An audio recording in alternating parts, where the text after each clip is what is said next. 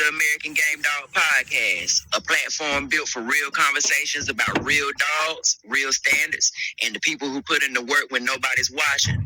Today's guest is Lucky Lopez, owner and breeder behind Lucky Dogs. Lucky is known for his commitment to preserving the American Pit Bull Terrier in its true form, athletic, stable, and functional, and grounded in purpose. This episode isn't about hype, trends, or internet noise. It's about dogs, responsibility, standards, and the long game of doing things the right way. Lucky, I appreciate you being here. For the listeners who don't know you personally, who is Lucky Lopez, and how did you get started in these dogs? Well, thank you, brother. I'd like to say hello to everybody on your podcast, the people that follow you. It's a privilege to be able to be here with you and be able to share just a little bit of knowledge, that the Lord has put in my heart. And so I appreciate you, brother. Thank you for calling me. Thank you for inviting me to be a part of your podcast, whatever I could do to help and to grow. And I think that's the most important thing. Help one another out, lift each other up instead of dragging each other down. We got too much of that in the game right now. So my name is Lucky Lopez, like my brother said, and I've been around for a little bit. I started in the dogs around 1985. And that was the tender age of 15 years old. I'm now 55 years old, so it's kind of like almost 40 years. Dealing in the dogs. A lot of people think, oh my God, he just showed up. No, but I've been around for a little bit. I've known people like, I dealt personally with Bert Soros, people like Ronnie Hyde, Frank Lunsford, DM Norod, Jake Wilder. When I got bit with the bug, I started looking for dogs all over the country. And it all started with, for me, with a Stratton book, with the Rich Stratton book. And a friend of mine had a pit bull. He called him Taboo. It was a big-headed dog. And I was like, what is that? He goes, oh, this is a pit bull. These are crazy dogs and this and that and the other. And I was like, what is? I was like, man, that is awesome. So I went to go look through the paper. And there was a want ads. There was a for sale ads of American Pit Bull Terrier puppies in San Pedro, California. And that's where I'm from. I grew up in Wilmington, California, Los Angeles area, the harbor area, the biggest port in Los Angeles. I grew up. And so I went to San Pedro, which was about maybe a 10-minute drive away. And this lady had puppies for sale. They were ADBA registered at the time, and I didn't have a clue what that was. But I picked out a little puppy. There was a bunch of black puppies, and there was one little red brindle puppy. She stood out for me, and I picked her, and I called her Lady.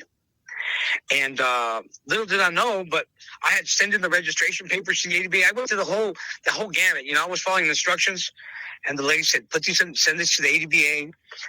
Pay for whatever pedigree you want. I got the 4th generation pedigree because I didn't have that much money. And the single registration, I called her Lady. And little did I know that in that little female, there was Carver's Night Train. I didn't know what that was. And now, looking in hindsight, I look back and I was like, dang, I had she was in the 4th, Carver's Night Train was in this puppy's 4th generation. So there were some well-bred dogs there, but I don't remember exactly the names, But that's where I got my start. I got my dogs originally from, there was a man by the name of Lacey Gibson who ran alligator dogs. She had a dog by the name of Grand Champion Leroy. Okay. And Grand Champion Leroy was off of Hammondsville, and I met these guys in San Pedro, and once I got bit with the bug of the American Pit Bull Terrier, man, brother, it was like a freight train. I had no more control, bro. I was looking for dogs everywhere, brother, and I started, and I wasn't satisfied with the dogs that were in my neighborhood, so I started talking to older dogmen. And I started talking to Jake Wilder. He was an old man at the time. And I had ordered a puppy off of Brown's Red Bruiser. I don't know if you guys were familiar with those dogs back in the day, those old family red nose dogs. But those from Jake Wilder, I had gotten dogs, and you know what? Those dogs are fiery. No comparison to the dogs of today. Those dogs were like, man, brother, I'll tell you something else. And Jake Wilder, he crossed his infill stuff with the Klaus blood. So it took it to a whole different level when you bred it to Klaus dogs, because the Klaus dogs are working dogs, and a lot of the old Henfield stuff, they stopped even working for a long time, and they became more of show. More of a purple ribbon bred UKC show dogs. You remember that? And so, but the Klaus stuff was a whole different ball of wax. Man. Those are working dogs, and they would put fire in them. And so I started chasing that for a while, brother. So I've been doing it since I was 15 years old. Influence. Once I got away from the red noses, I started looking for the black dogs, and I started looking for like the Ronnie Hyde dogs, the Satch Bloody Sunday dogs. Once I got a hold of those, once I got a hold of that stuff, brother, there was no turning back. It turned me into a monster after that. And Ronnie Hyde was a big influence in my life. Okay, a big influence because he taught me that if your dog can't get it done in 30 minutes, get rid of it. That's a high standard. I was like, what? Yep. He goes, if your dog can't, he goes, why do you want to stay there for an hour or 30 minutes? He was Ronnie Hyde, rest in peace. He's the original killer because all this stuff that's coming, all the Chinaman dogs. The basic influence of the Chinaman dogs is Hyde's Bloody Sunday. And I've talked to the old timers like Rex Abernathy, Randa Abernathy, and they've always said, "Wow," he goes, "Lucky, you had the right idea. All those hard biters, they come from the Bloody Sunday dogs, And I go, absolutely. Yeah. Nudie was a game dog inside the Chinaman's pedigree. They used him for gameness, but the mouth came from Bloody Sunday, man, and from and Woods Trouble. The Middleton's Black Betty stuff. Oh my gosh, brother. Those dogs can close the mouth. And so when I had the Ronnie Hyde dogs, brother, I didn't want anything else. So that's basically how I got started. 1985, and we're here in 2026. It's been a long joyous ride, to say the least. Man, yeah. Who were the early influences or dogmen that shaped how you think about dogs?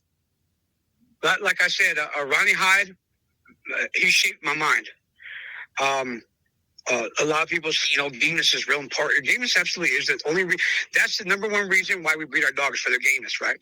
A dog's ability to continue in the face of adversity, and they could go up against an alligator or an elephant, and they will continue. They won't stop.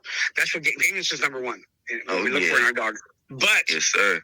But today, my influence from Ronnie Hyde was to get it done quick. Why? Well, I don't want to run a pack of lunch, to be there all day at a show with a bunch of smelling men.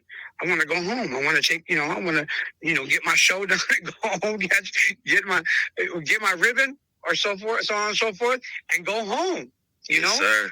I don't want to be there all day and all night. Hey, if I have to be there all day and all night, I'm going to go to sleep. Believe me, I've done it before. I've been there before with dogs. All they do is just sucking on each other's ear, or I'm sorry, they're sucking on the hog's ear, and there's nothing going on. Yeah. Like, oh, you know what? I'm going to go take a nap. I'll come back later. And I come back later, and the dogs are still doing the same, or the hog's still doing the same, So, my early influences, like I said, Ronnie Hyde, he had a very high standard, and he had a high standard for very hard dogs. Oh, yeah. Powerful dogs. Quick to finish, bro. And those dogs, the type of dogs that would get in the hog's rear end and finish you, bro. I was like, and they had mouth for days. So mouth became paramount. You know what I'm saying? Yeah. A dog with ability. And nowadays, you need that to win, brother. You need to have a full package to win. You just can't show up with a plug. Yeah. You feel me? Oh, yeah. You can't show up with a dog and just, he's game. You need more than that, brother. Or you're going to get killed. Yes, sir. You need ability. You need a long-windedness. You have good wrestling ability. You have to have intelligence. A well-rounded dog is what you need nowadays to win. And you know what you need now? You need a lot of mouth, bro. Yes, sir.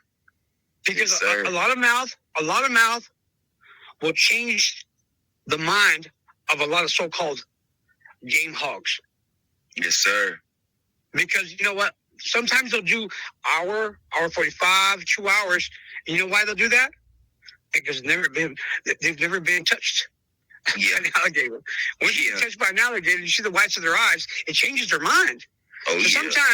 sometimes the dog will do 2 hours, 3 hours. You know, they'll make records. They'll do records. You know, long-winded records. But I'll tell you why. It's because they're bumping their heads all night. They're holding on to it. They're making skin holds. Yeah. But until someone gets in your ass end, it's a different story. It's a different story. You know, the dogs begin to see like, damn, what was that all about? You know? I don't want to go back over there. I'll stay right here in this corner. Yes, sir.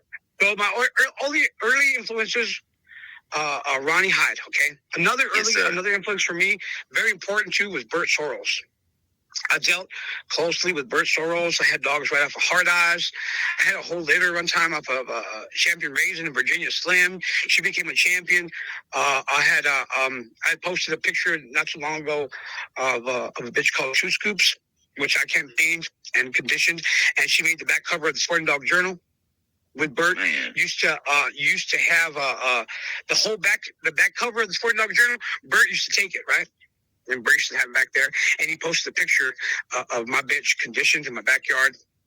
Beautiful bitch, bro. And I'll tell you what. Those dogs, the Bert Soros dogs, were complete dogs, bro. Man. They had a little bit of everything. They're intelligent, long-winded, very talented individuals, and you know what? Once the man passed away, that level of type of dog passed away with him. Yeah. Well, I heard.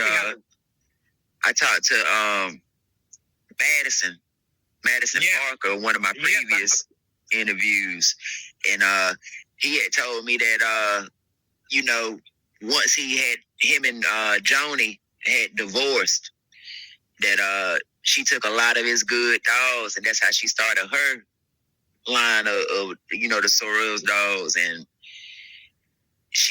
they never been the same. Yeah, they're not the same because they didn't have the level of commitment that Bert had. And Bert, the thing is that Bert was extremely hard on his dogs, and the reason the dogs are good is because they're as good as a dogman. Yeah.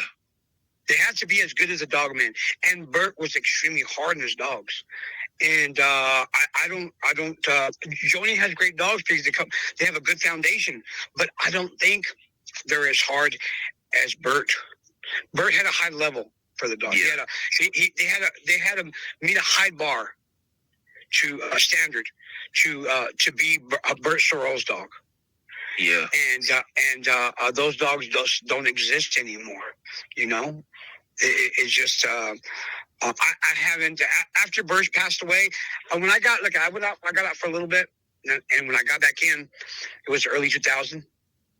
After being on a hiatus, I called looking for Bert, and Bert was already remarried, and his last wife wouldn't let me talk to him. And I go, I would like to see if he goes, his son had gotten his dogs, and he was already sick. He was ill, but every time he would talk dogs, he would get sick. I guess he would get excited, and so the dogs didn't do him any good. You know, the passion he had for the dogs sometimes, you know, can override your health.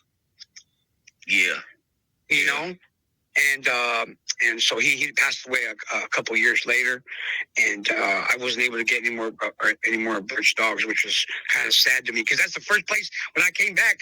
The first place I went to look at. Ronnie Hyde was in jail at the time. I couldn't get a hold of him. I couldn't find any more of those Satch Bloody Sunday dogs. And then I went to looking for Bert second. And Bert was sick. Man. He was ill, and it was toward the end of his life, and I couldn't get any more of those hard-eyed dogs. For me, it was the Raisin hard-eyed dogs, brother. Nothing like that in the world, brother. Oh, my God. There was some special. The bitch I had was off of Raisin in Virginia Slim. I raised that litter off of an entire litter off of, and they were beautiful. And they were uniform, bro. They were like almost like a white cream color with a black mask. their faces were almost completely black, and they looked like, if you look at the old Carvino's Crazy Mary 3 or Crazy Mary 2, on some of the pictures, they were like white buckskin almost, it seemed like, with a black mask. And all those dogs had that signature look on them. And I tell you what, brother, those puppies were hot as fish grease. My gosh, what a beautiful litter. And that's where Two Scoops came from. I kept her. We cropped her ears like the normal Birch Rose look. And man, brother, something beautiful. Something's absolutely beautiful, bro. I miss those dogs, bro. I really do. What made you decide that this just wasn't a hobby, but a lifelong commitment?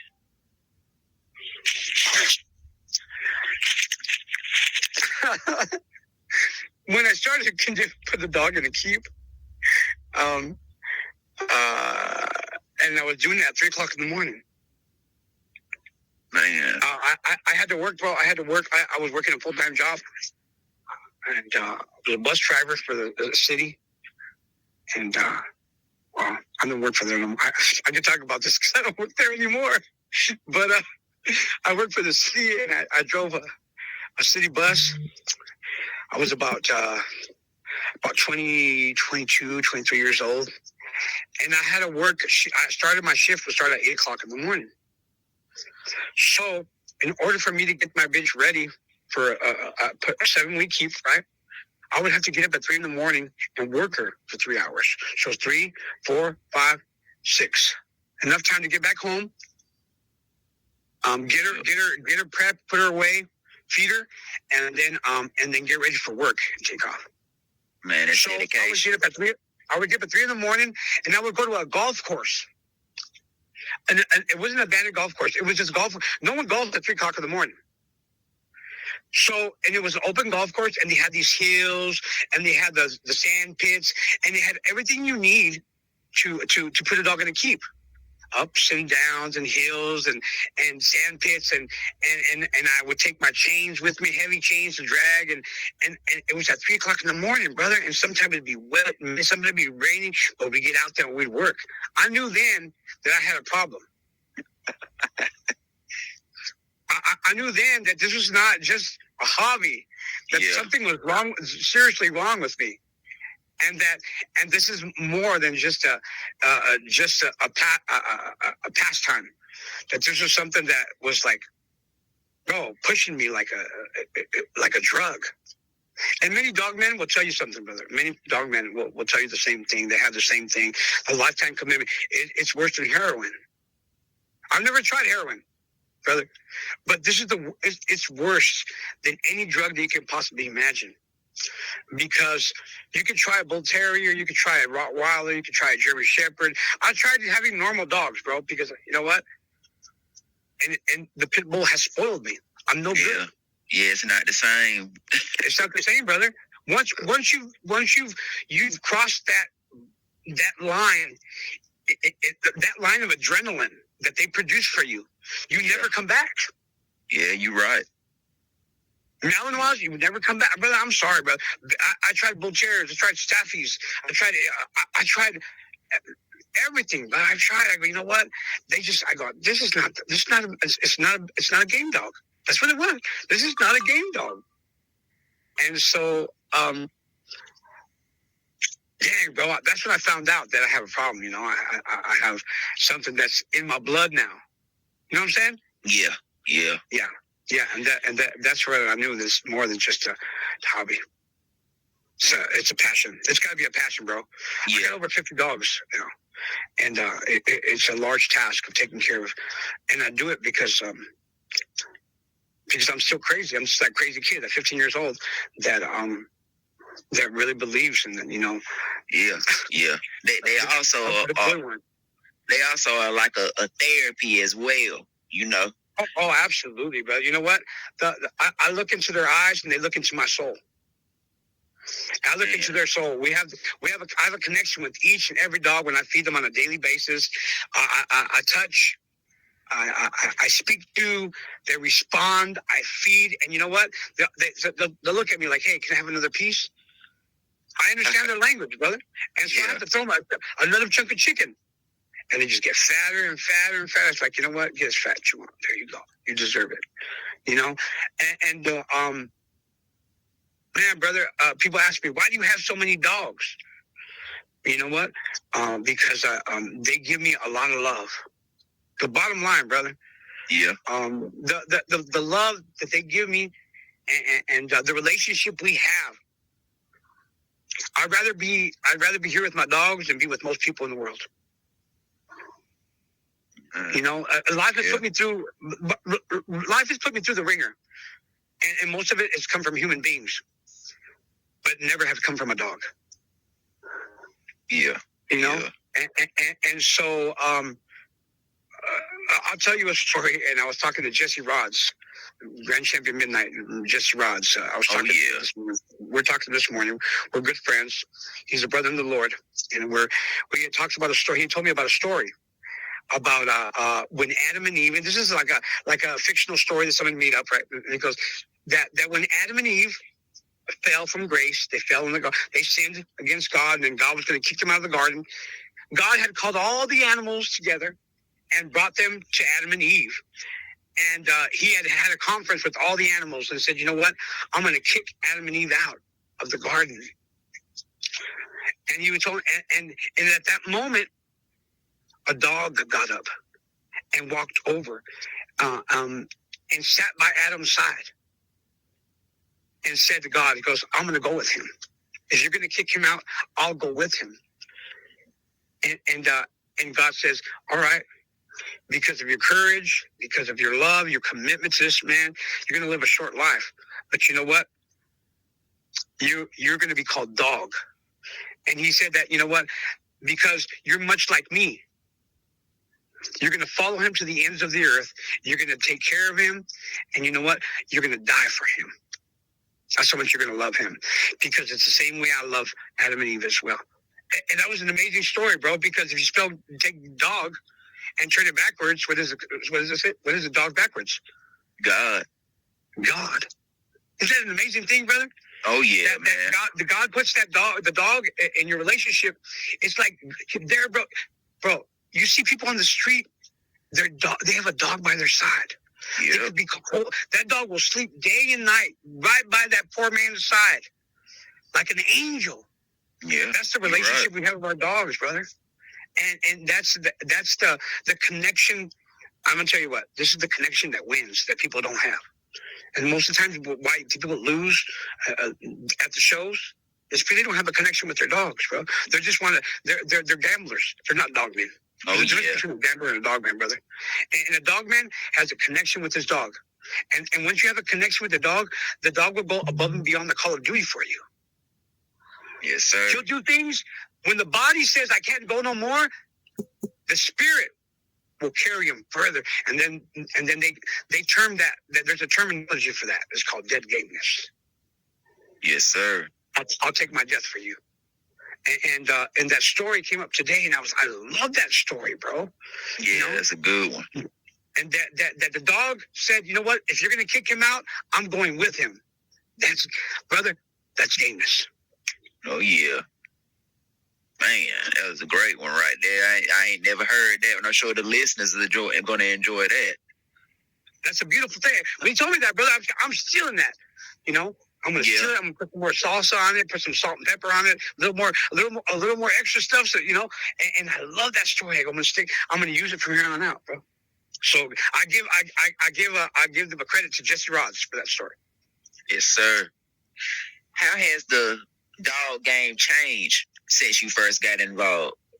Oh, brother, my God. It's gone to pot, brother. I don't remember this being, I don't remember there being so much envy, hatred, and jealousy. Yeah. I don't remember that, bro. And I think the internet has been a terrible thing. Yeah. And you usually get the hatred, the envy, the jealousy usually comes from people that only have one dog. Yep. Usually, you'll never get criticized by people that are doing. You'll never get criticized by people who are doing the same thing you do, because they respect you, because they know the work that you put in. Yes, sir. You'll never criticize you when you have somebody that has to feed dogs day in and day out. You'll never criticize you, but you'll always get criticized by the person who has one dog or doesn't have any dogs. Yep. I call that hypocrisy, brother. Yep. And so there's a lot of that in the dog game right now. I got people that hate me, but they've never sat down and had a cup of coffee with me. Don't even know my real name, my government name. You know what I'm saying? Crazy, man. It's crazy. It's the bro. devil.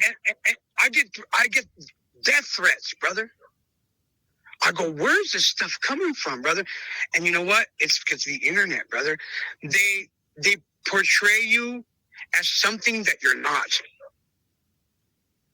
They make you out to be something, a monster, when you're not a monster. Most of the people in the dog game, brother, most people that have their dogs, look at, every time there's a bust, they paint these people as the scum of the earth, drug dealers, gun dealers, human traffickers, and they bunched them all up together.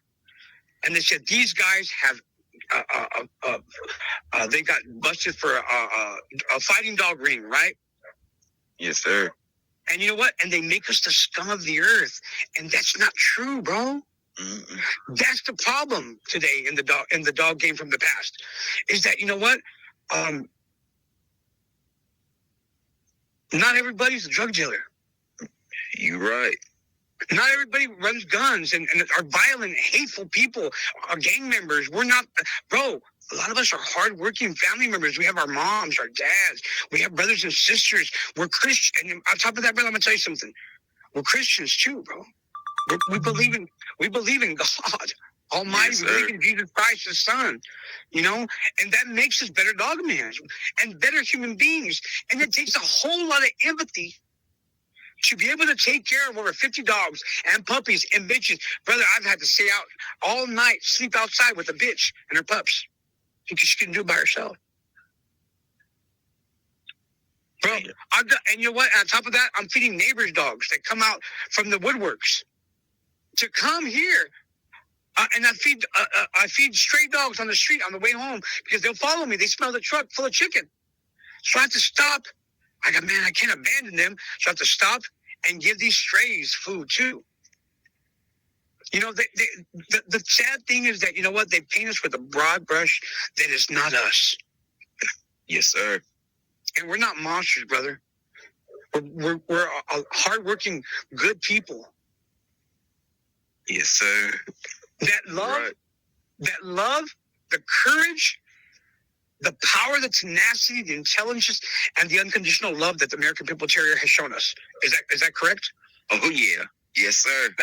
You know what attracted me to the American Pit Bull Terrier as a kid when I read the books is that their undaunted courage, their courage.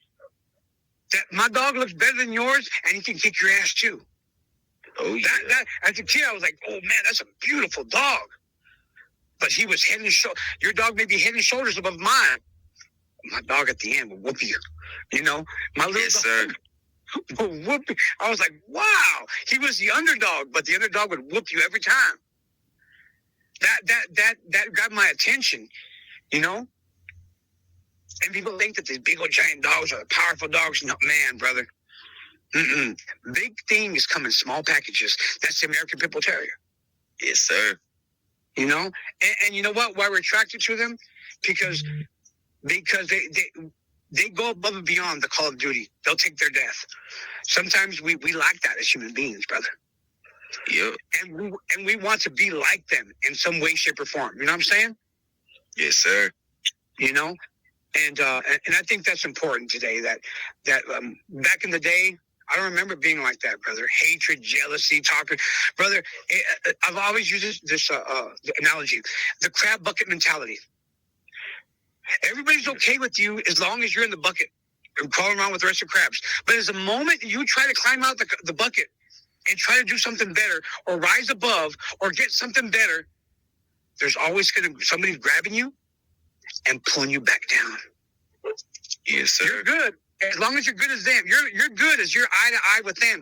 But as soon as you're becoming above or you want to get better, you become competition, and they begin to talk about you.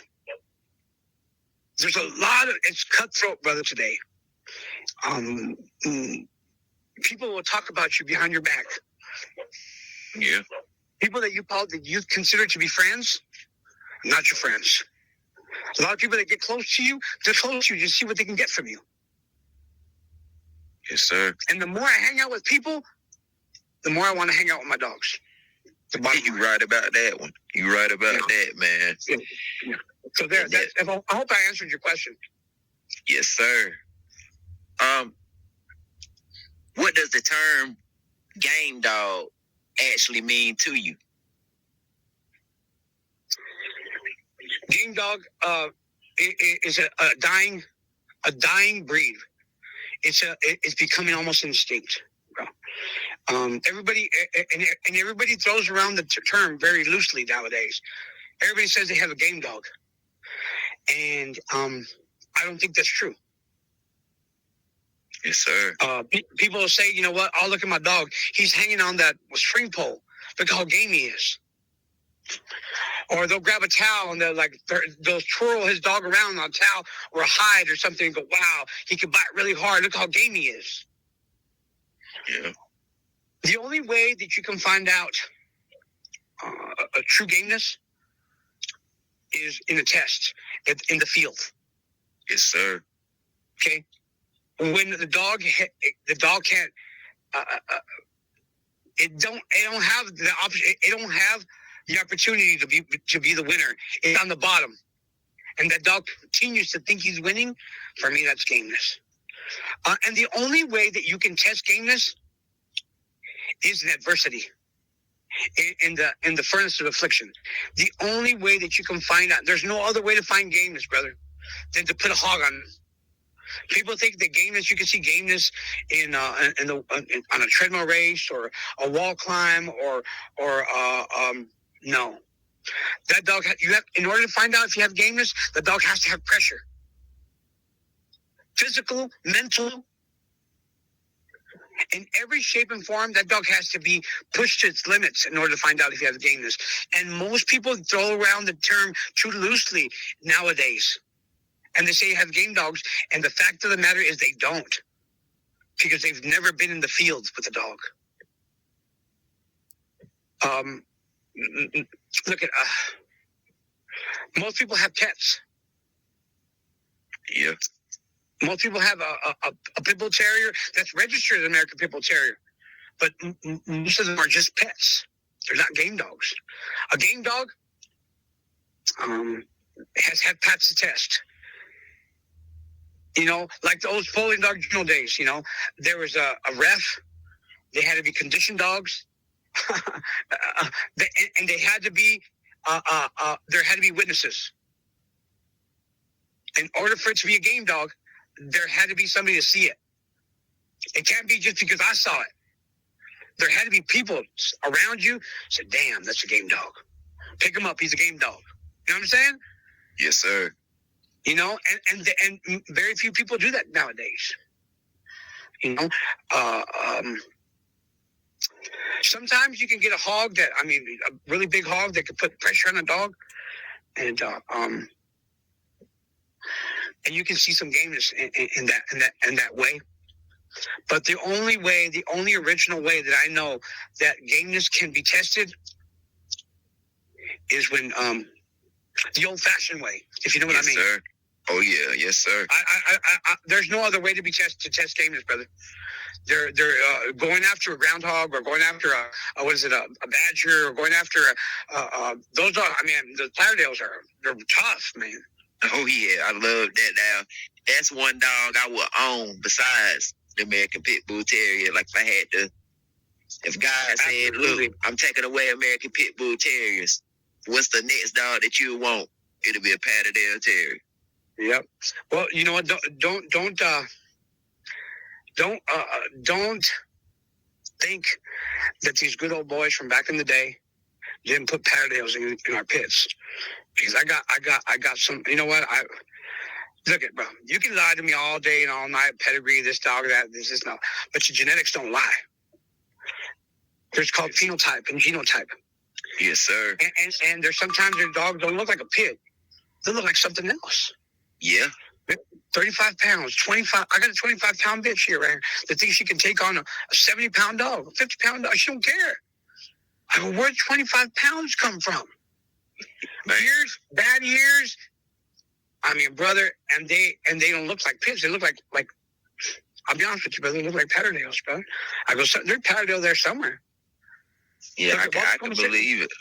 Walter Komasinski, a lot of the old timers, Earl Tudor, those back in the day, brother. They added those type of dogs for why? I'm gonna tell you why they added the dogs. Not only for bite, there's something called hybrid vigor. You add hybrid vigor to a family of dogs, and it will change the dog. It would fix genetic problems. It would cause the dog to work harder, faster. It would bite harder. It would be more intelligent, and it would win. Most dogs cannot beat. An inbred dog cannot beat a dog with hybrid vigor. Man. All right, brother. And a lot of people don't know the difference between a dog, a box dog, a dog that's been bred for the box, and a dog that's bred for the brood. They're two different worlds. And you can't put the one and the other a brood dog is not supposed to be in the box. He's a brood dog. He's supposed to produce the dogs that go in the box. A box dog is a dog that's usually 50-50 or 3/4 crosses. Okay? Grand Champion Tidre, he was a mixture of a lot of different dogs, brother. Okay? And if you look at his pedigree, he's not a purebred dog. He's got a bunch of dogs. He's got Red Boy. He's got Chinaman. He's got a little gator dogs in him. He's got a whole bunch of different dogs in him, man. Man, that's crazy. You know, you know what it was? They said he wasn't a killer, but he was really smart. He knew how to wear a dog down. He had a good wind, and it was a product that's what hybrid vigor produces, brother. People today, brother, you know what they chase? They don't chase gameness no more. They chase pedigrees. That's the problem. Yeah, it's the world of the fancier right now. That's right. That's the fad, and that's the bandwagon. That's what people roll after. But the true dogmen, the true old school dogmen, you know what? The lie detector's in the box, brother. A lie detector's on the field. Yeah, a lot of people now they look for certain names in the pedigree, and absolutely, you know, they feel like they got a piece of American history, you know. Yeah. Like pretty soon, people, you know, if they ain't already, you know, they're gonna be looking at the pedigree and see, you know, Lucky's dogs and be like, man, I got some of that. You know what I mean? Right. But you know what? Just because you got a name, look, this is what people fail to understand. It's not the dog, brother. It's the dog man. If you're gonna chase a dog, you better chase the dog man. The dog is only good. The family of dogs is only as good as the dog man behind it. Like Bert Terrell's, okay, Ronnie Hyde, Maurice Carver. Those guys were committed to the dog. Corvino, Earl Tudor, man, brother. Those guys, old school, were committed and hard on their dogs, and the quality of the dog that they produced were because of the man that was hard on the dog. It's not the dog, brother. It's the dog man. And people are chasing today. You know what they're chasing? They're chasing war stories. Yes, sir. They're chasing war stories, and and that's all they want is just a war story. And people sell you stories day in and day out. That's why it's important for every consecutive generation, to be checked. And you know what? The best way to check is to come up winners, brother. The best way to check and know that you have a real game dog, the winning ribbon, the winning catch dog, the title. And that, you know what? And that people saw him. There's a lot of people that make champions just because they know the power of the internet. I'm going to tell you something. Somebody sent me a message today and said, hey, you know Chinaman quit? I go, that is stupid. And somebody posted a video, some guy saying that they had rolled Chinaman with his brother, and his brother stopped him in Tom's yard. I go, brother, that is the stupidest thing I ever heard in my life. And you know what? And that's what the internet does. And you know what they do? They make champions on the internet. There's internet champions. Oh yeah. And no one's ever seen them go. No one can testify the fact that there was there had to be, in order for it to be a Sporting Dog Journal champion, in order to be an official winner, an official W, there had to be they had to be legitimate dogmen. Okay. Number two, there had to be a legitimate ref, a well-known ref, or somebody to testify the fact, yep, I was there with dogs on weight, he paid a forfeit, he went over, whatnot. And I saw the dog win, the dog quit, the dog or the dog scratched or whatnot. There had to be a report of that in order for it to be a legitimate win. But nowadays, just because there's a backyard boogie, and the dogs off the chain, oh, my dog beat your dog, I have a winner now. That's not the way it works, bro. That's not the way it works. And that's where people are coming up with all these winners and my dog's game. And now, you know what? I'm sorry, brother. It's not. I just can't. I can't accept that. We have to keep our standards high. Yes, sir. Or we're gonna lose this breed. And I think the question that you asked me was, about gameness, right? This was the yes, sir. question. What does the term game dog mean? Yeah, the term is thrown around too loosely, brother. Nowadays, we don't have the game dogs we have in the past. There are, but it has to be within the competition realm. It has to be within that the standard that the old Sporting Dog Journal gave us. And we can't lose the standard, bro. If we lose the standard, if we lose those laws for the dogs, then we'll lose the dog as well. We won't have the game dog anymore. They'll be just show dogs now. You're right. What traits do you value most in a dog, and why? I think gameness is number one. That has to be clear. Gameness is the reason why we got our dog, how we got started in the dogs. Remember? Yes, gameness sir. is the number one reason. Gameness.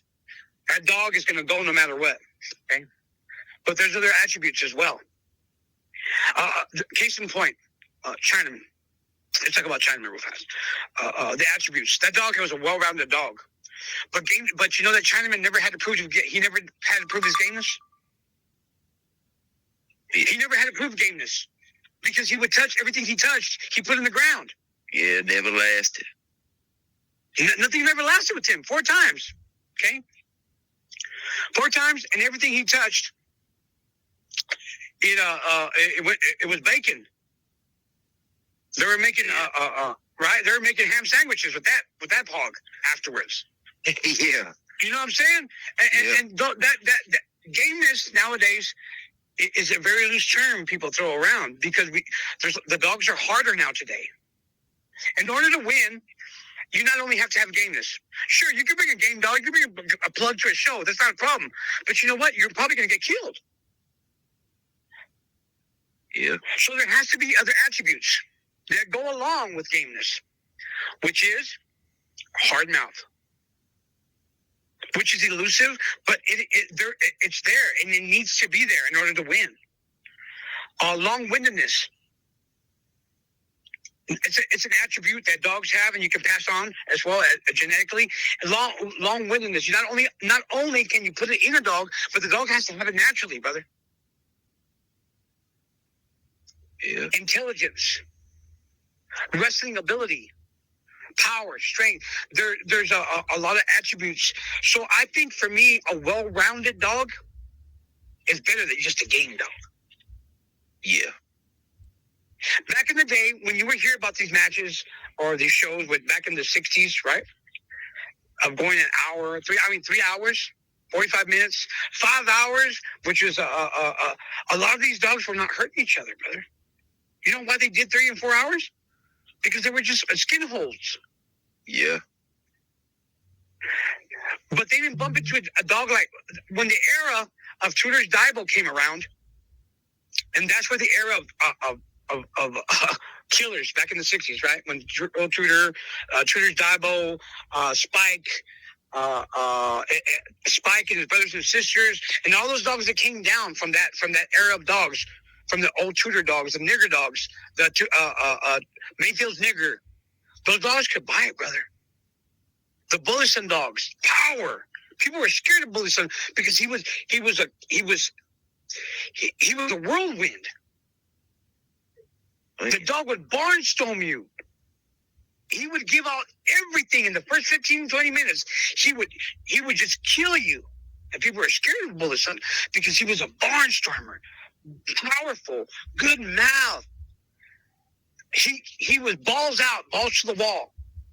And people got scared. The 2 times that he had won, people were like, damn. People were running for the hills. Now, what happened with him is that they brought him in underweight, bro. And Floyd Boudreaux told me one time, he goes, how do you expect a man that just left the concentration camp to win in the Olympics? Yeah. That's what they did to Bullison. That's what they did to Bullison, bro. Yeah, you can't expect man. a guy to you know what? Just fed him bread and water and to win against a complete prepared athlete? It's unfair. Yeah, it was terrible. It was terrible, you know? So nowadays, you have to have a well-rounded individual in order to win. So gameness, number 1.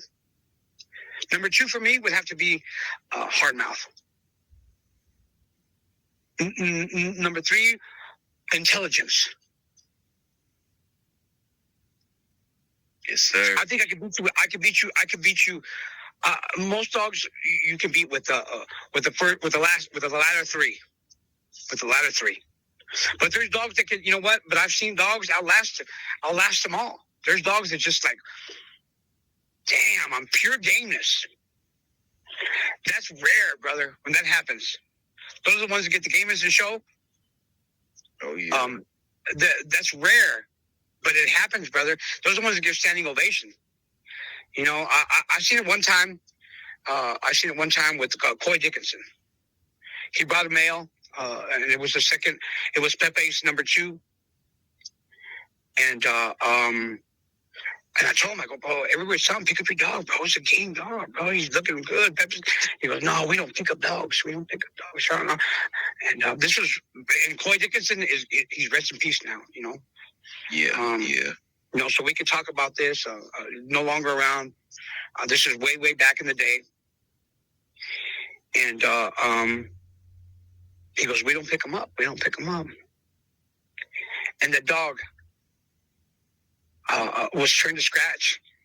And the ref said, now that, the ref said out loud, that's called dead gameness. He came to take it. He came to die that day. And we had it in the end of his life right there in the bar. The ref had to call it. Hey, I'm calling it. Dead dog in the pit, winner, Brando. And it was like, wow. Everybody witnessed dead gameness. I witnessed it that night. Man. But it was just. But the problem is that he was up against an unstoppable force. You know, a bulldozer against a Volkswagen. It's just not going to win. Yeah. You know, so there. I hope I answered your question, brother. I'm kind of long-winded. I'm sorry. Oh no, you fine, man. That's what it's all about. It's right. Your testimony here. It's fine, right. Man. How do you define a good dog versus a great dog? Man, a good dog and a great dog. I can only speak from my own experience, brother. You know, a great dog not only wins in the show circuit, wins in the field, wins in the box, and but he wins your heart too, brother. It's a relationship. I think a great dog is a dog that has got your heart.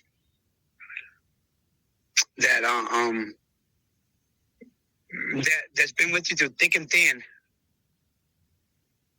Yes, sir. Good dogs. There's a lot of good dogs, I think. There's a lot of good dogs, but a great dog leaves a testimony leaves a testimony for years to come, brother. People don't forget them. I'm going to tell you a story for me, and people will not only the dog will only be great for you, but other people will consider him great as well. For me, that's Pepe for me, El Toro. And I had an older black man who had come from far away to show. And I had Pepe on a leash, and we're collecting him frozen semen. And so I was at a friend's house, and the guy came up to me, he goes, "Is that Pepe?" I go, "Yeah, brother." He goes, "Man, it's good to meet you. I never met him before. Really nice guy, dreadlocks." I think it's from somewhere in the south somewhere. I don't know exactly where he's from, brother. And he goes, "Man," he started talking to Pepe, like talking to him like a person. He goes, "Man, I remember when they told me about you, boy." He goes, "I didn't believe them. They said you was a killer, but I didn't believe them." He goes, "Until I saw it with my own eyes, and they weren't lying, boy." He goes, he wasn't talking to me no more. He was talking to Pepe.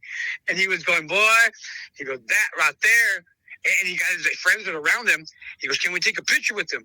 He goes, "Well," he goes, "that's the original killer right there." He goes, "Boy," I saw him put one out, and I started laughing because of the way that he portrayed, Pepe, and that guy, besides me, recognized the greatness of that dog. Yes, sir. Good dogs you can forget. Good dogs, you'll be like, "Oh, but great dogs will leave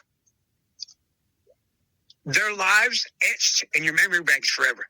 A great dog you will never forget, brother. That's the difference.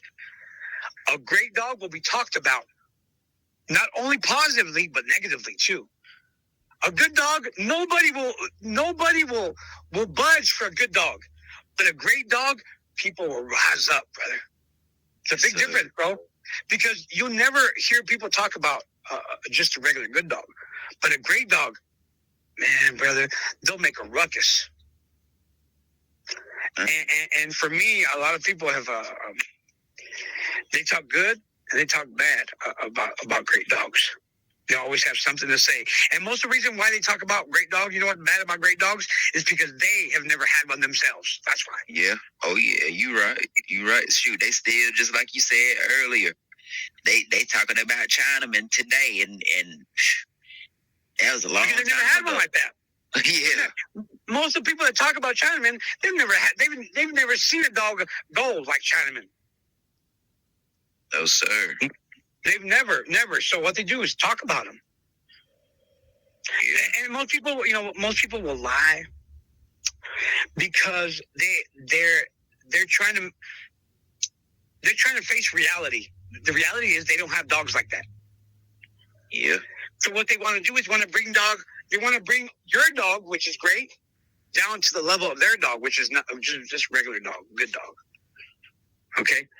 So what they'll do is they'll make up stories to drag that boy down to your level. And it's a sad thing. And that's what the internet does too, bro. It gives everybody a voice. And, man, there's hundreds of thousands of voices saying all kinds of stuff. But you have to be big enough and smart enough to know the difference between what a real game dog is and what's not, And, yes, and you know what? Being able to be close to the real dogmen and talking to the old timers is important, bro. Many old timers not around anymore. Yes, sir. You're right about that, man. That wisdom is not there. It's not there to bounce the questions off of anymore. Any dummy with 3 dogs can be a great dogman now. And that's not, it can't be like that, brother. It's got to be tested, tried, and true. Vinny Romeo, for me, he's been around, bro. He's almost 76 years old, brother. And still doing it. Thank God that he's feeling better. And he's healthy. But I'm telling you what, man, the people that have done it for a long time, like just gone on, Floyd Boudreaux. No one done it harder than Floyd, bro. My respects to Guy and the family. I talk to him quite often. man, one of the greats of the golden era has passed away. That era is done because it died with Floyd Monroe. It died with him, that golden era. Now we got to look to other people. Yeah. You know, and they have to be still doing it like with longevity, like Bert and like and Floyd and like Vinny. Yes, sir.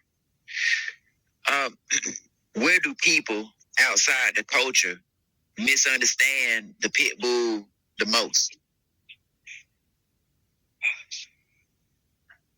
The internet, bro. The internet. I've noticed so many people misunderstand the working breed. Everything that goes wrong is blamed on our dogs.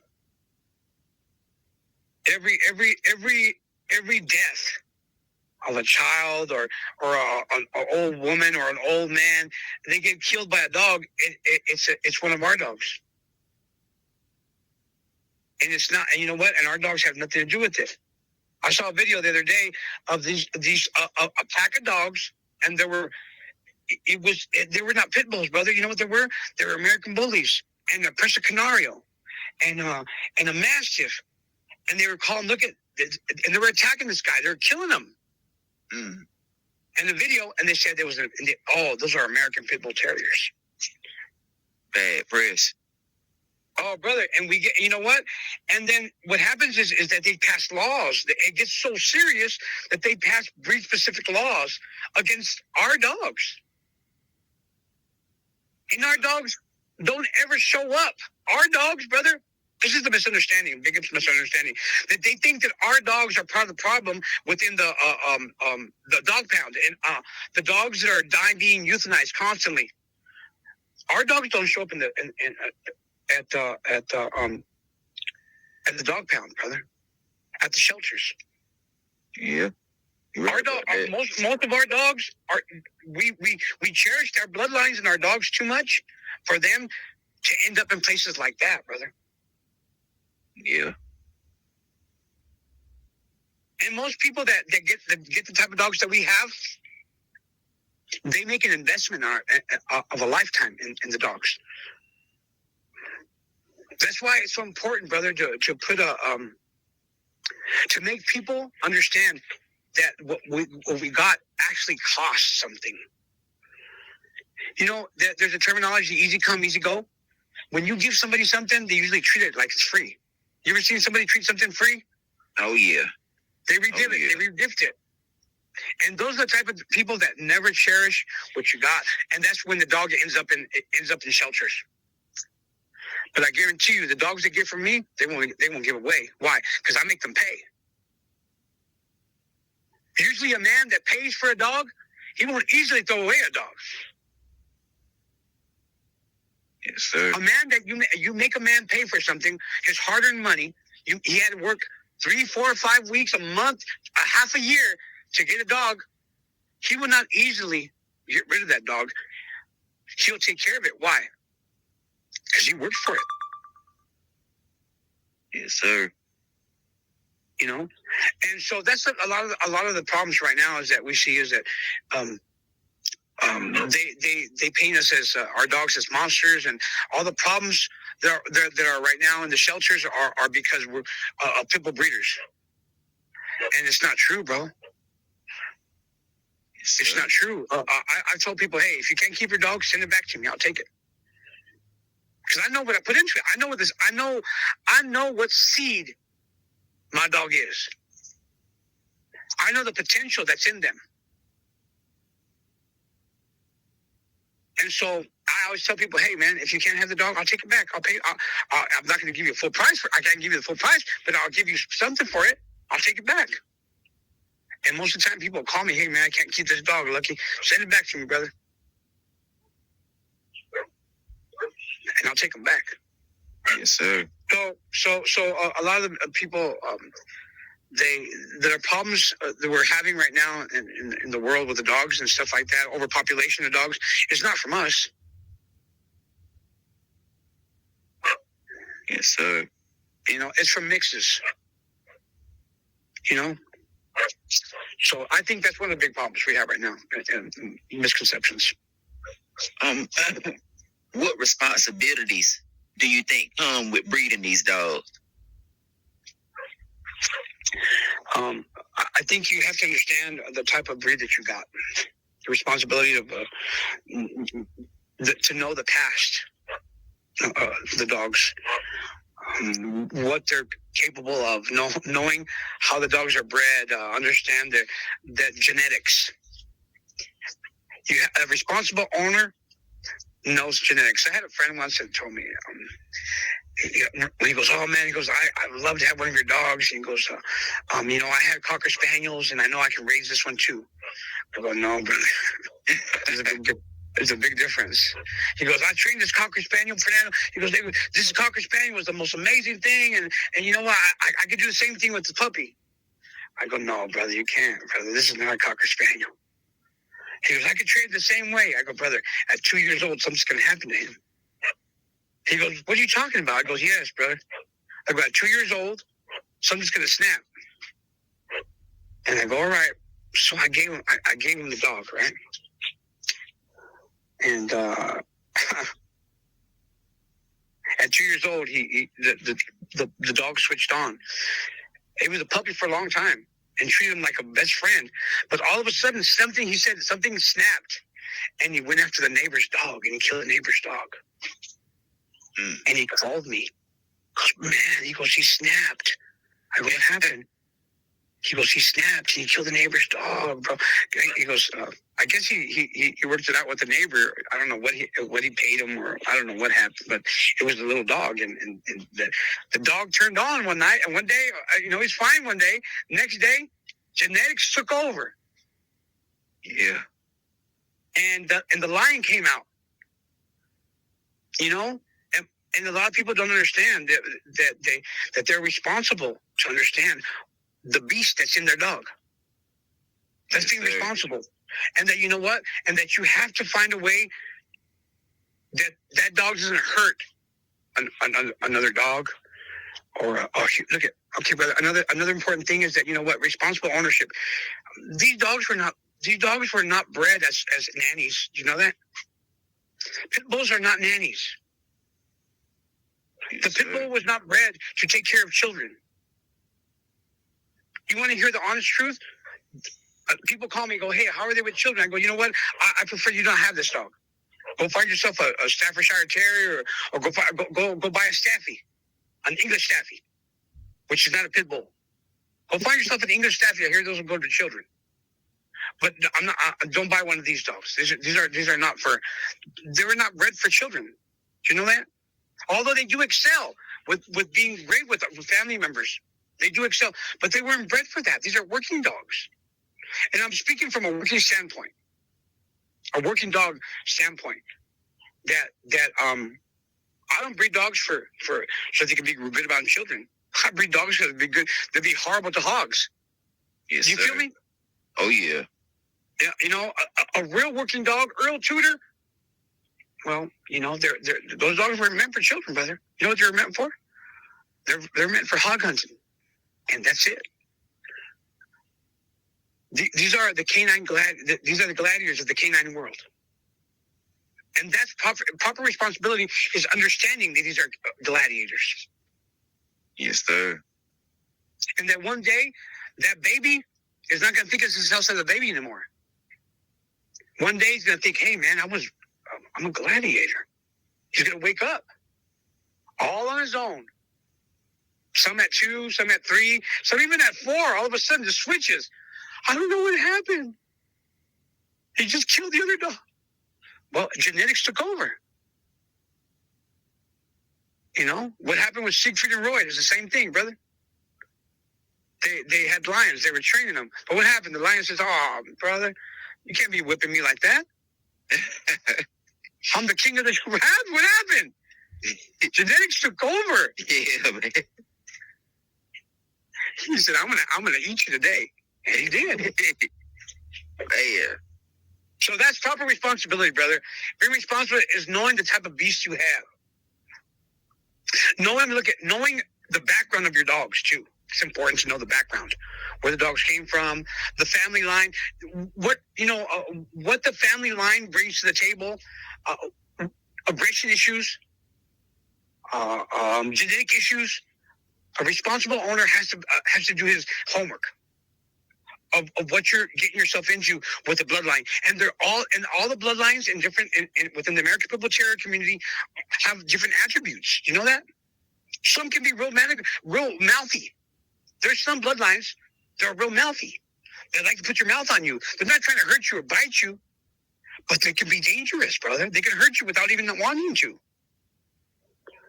Yeah. There's some dogs that get so excited that will turn around and grab your leg to let me go. And there's dogs that will even kill that won't do that. But I know some bloodlines that were like, man, will bite you so that you might let me go. I want to get at them. Yeah. You have to understand that that's being responsible. You know, another thing is that, there's like high-strung bloodlines, a red boy bloodline. You're going to bring a red boy, you're going to buy yourself a red boy puppy, let's say, for example, and you live in a really quiet community, and that red boy puppy is going to be yapping all freaking night. Oh, yeah. Yeah, that's the problem out here in Carolina. Chewing dog houses. You know what? I've seen Eli dogs do that too. So high-strung, wound tight, and you bring them into like a real middle-class suburb. You know what? You're going to have problems, brother. Oh, yeah. That's being responsible. You have to be responsible in that way and say, you know what? I can't have this dog, even though it's a badass game dog. I want a badass game dog. I want a racing car, brother. But you don't live in the community for a racing car. Yeah. So that's responsibility, dog, for me. Does that make sense? Oh, yeah. Yes, sir. Yes. All right. So, what bloodlines do you keep, and why those specifically? Oh man, like I said, the bloodlines for me go back. It goes back to the early influences. The Ronnie Hyde, the Satch Bloody Sunday, brother. I'm a Satch Bloody Sunday man. Anything with Bloody Sunday in it, I want some of it because I've seen it when I was a kid.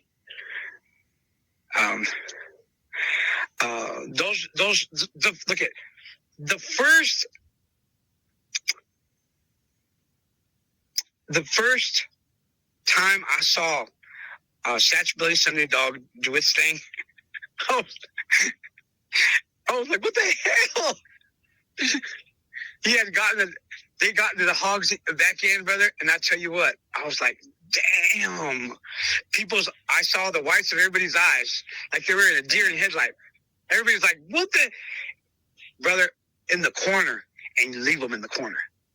Man, I heard Paladin was real explosive. So, brother, that's an understatement, brother. Those Paladin dogs, look at the Paladin dogs.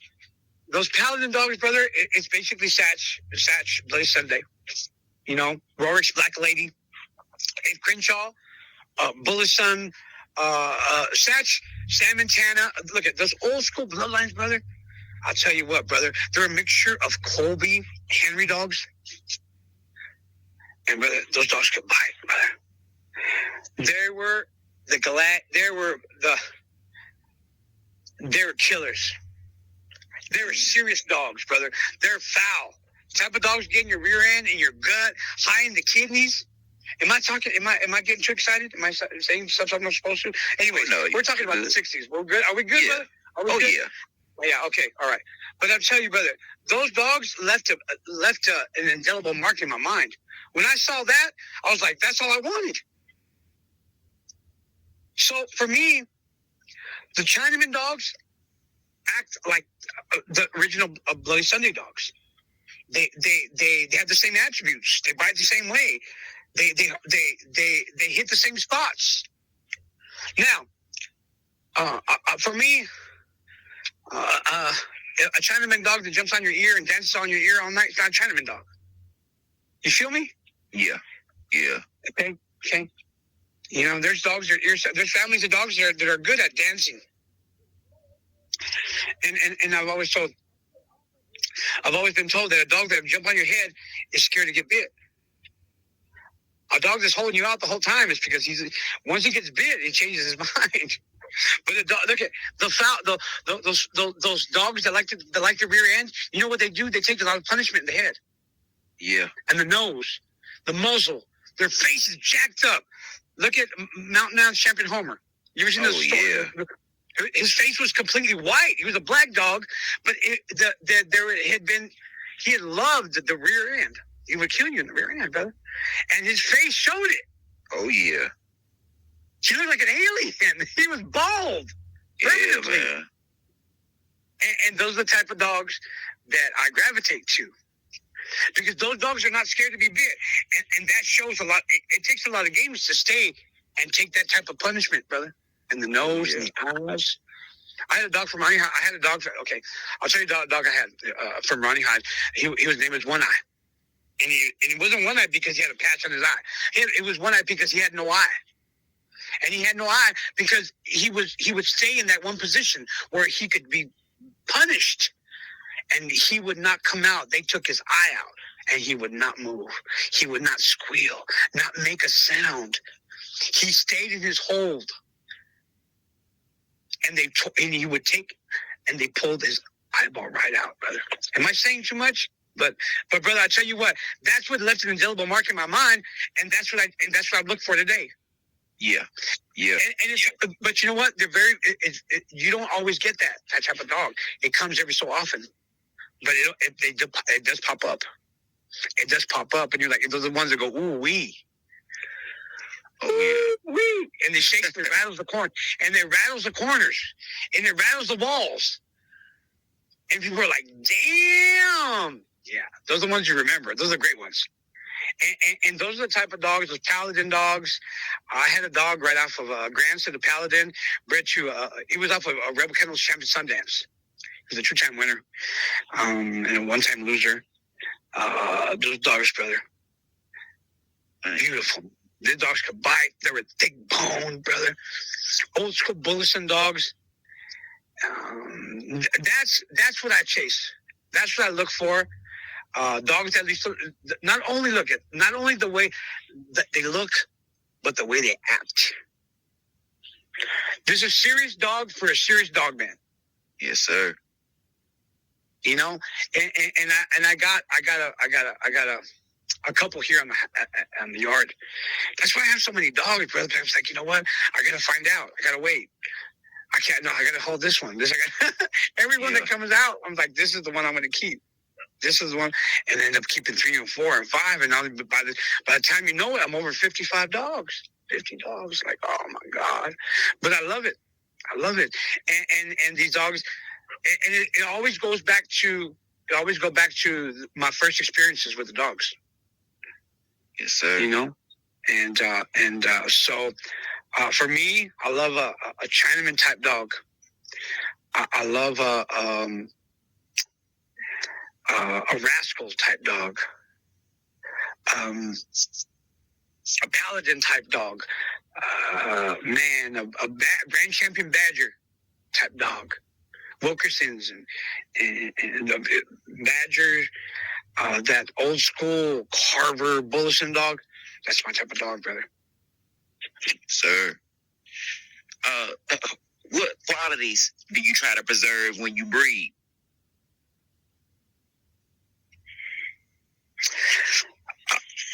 Like I said, gameness would probably be at the top of the list. It has to be at the top of the list. But for me, I want a barnstormer. I want a dog that look at. There's betting men, and there's then there's dogmen. There's gamblers, and then there's dogmen. There's a difference. Yes, sir. Okay, and for me, it's never been important.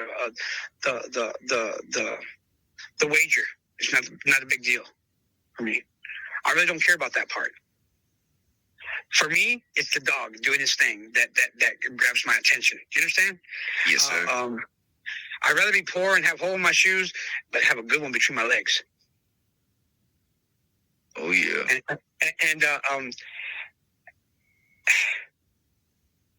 And the attributes that I want to breed for is that, you know what, I want to.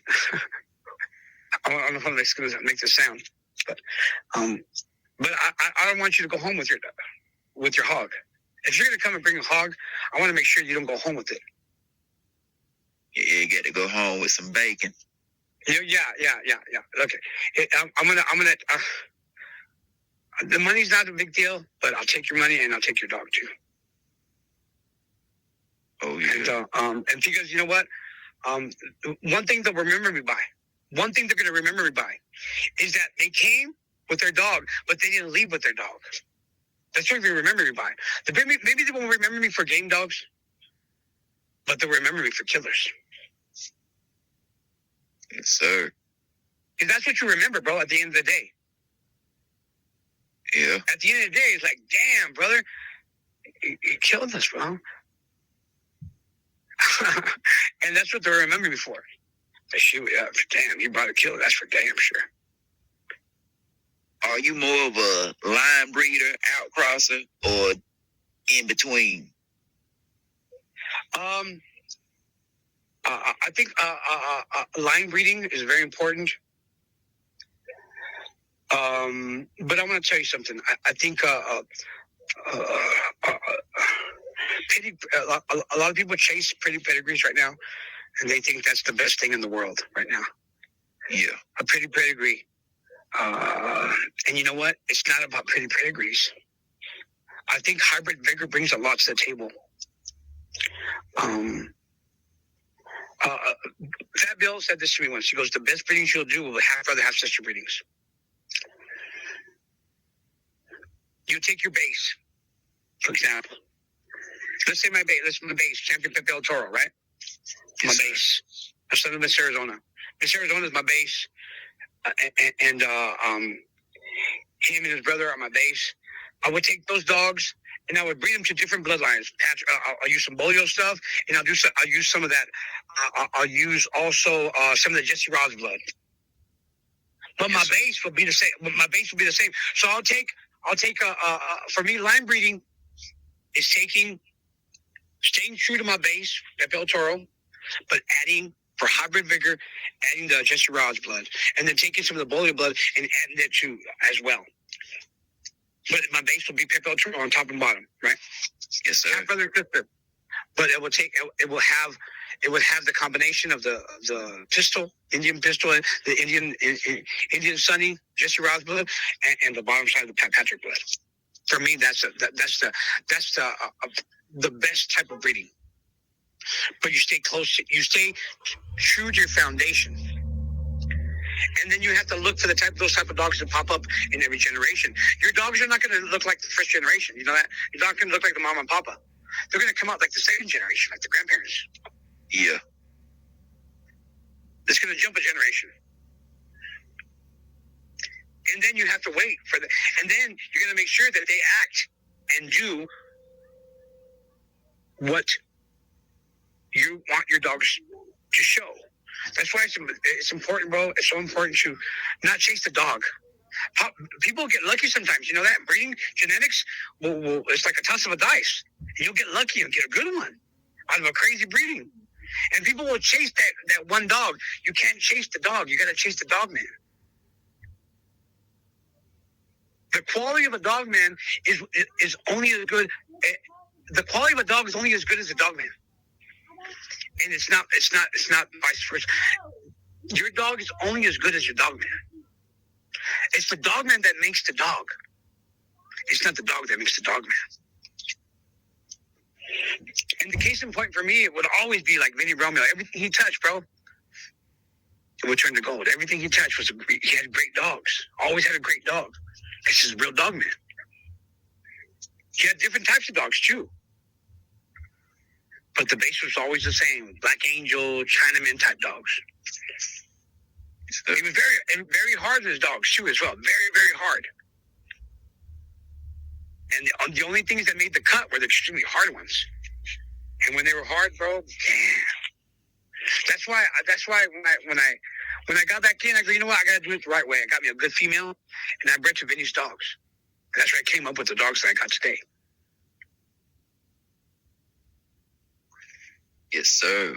What did the dog champion Lucky Way mean to you, and how did he contribute to your line of dogs? Lucky Way is a Vinny dog. Lucky Way is a half brother champion Pepe El Toro. Lucky Way is a 3-time winner. He's a lot bigger than Pepe. Lucky Way was very important because I love the Vinny's Lucky 2 dogs. For me, it just didn't get any better. Those dogs look and act like the original Saturday Sunday dogs for me. That's the closest thing. Ronnie Hyde's not around anymore. So the closest thing I could get to that would be the Chinaman dogs, the Black Angel dogs. And that's what Lucky 2 is. Lucky 2 is a combination of the Little Gator and Chinaman dogs that Vince had worked for the past 45 years or more. And when I saw those dogs perform, I go, man, that's what I want. So I took a bitch that I had from Miss Arizona, and I had to breed to Lucky 2 to see what I come up with. And lo and behold, I got a great dog from that, which is Pepe El Toro. Now, Lucky Way is a half brother to champion Pepe, and Lucky Way, man, it just shows how proponent the Lucky 2 dogs are of Vinny. Yeah. Okay. Very prepotent, and I have the base of that here. Everything I have, it has Lucky 2 in it. Everything I have has Lucky 2 in some way, shape, or form. Coming through Lucky Way, coming to Pepe El Toro, coming to Doloroso, coming to Miss Baja, coming to Estero. All that stuff is represented here. And I know what it could do. So Lucky Way, for me, I was the first man to breed. I was the first person to breed. I bred Pepe El Toro's sister, China Girl, to Lucky Way, and I bred twice to him, and got some very good dogs from that litter. I didn't get the type of quality that he was. Now he was a beast. He was a killer, and I didn't get those type of dogs. I got really game dogs, which was peculiar to me. The dogs came out really game, which was not typical. I was looking for something, with power and punch, but I got really game dogs from Lucky Way. We're gonna be making a breeding soon with the daughter of Lucky Way and China Girl that we have. Very important breeding. Her name is Lucky Lady, and it's and I also have a bitch, one of my best breed bitches, off of Piggy. She's a granddaughter of Lucky Way. She's Black BB, and I'm champion Pepe El Toro. That combination of the two best performing sons of Lucky 2 together in one pedigree have produced some of the best dogs I have. Right now, Cannibal is on the winners. Is in the on the circuit right now. He's a 2-time winner, and he's going for a championship. He's literally to Piggy here, and so that for me is extremely important. That's my base, bro. That's the future. That's the direction I want to go with these dogs right now. A combination of Pepe El Toro, Miss Arizona, but to Lucky Way. I don't want to change anything. Yeah, that's where I want to stay, because the type of dogs that it's giving me, man, brother. So the dogs I've been talking about all night. Those are the type of dogs that I'm getting with from a dog that I've heard a lot about is Risco. Okay. How did he come about, and what has he produced for you so far?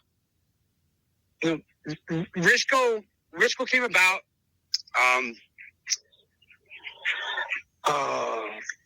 when I got some dogs from Floyd Boudreaux. It all started. Everything started my relationship with Vinny Romeo. It was I thank God for the blessing he's been to my life. People grow and people grow apart sometimes, and that's not a problem. But you know what? I have to recognize with all my heart that the man has been a blessing to my life.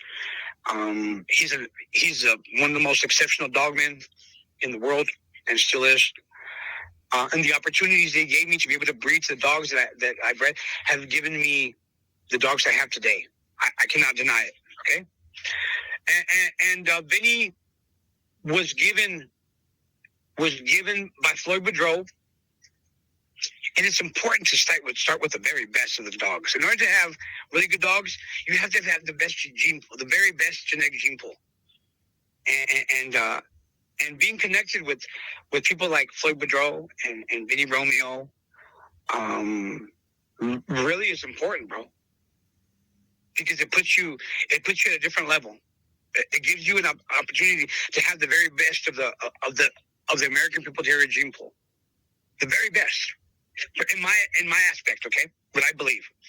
So, Vinny was gifted by Floyd Boudreau a dog by the name of, well, I named him Regalado. He wasn't given a name.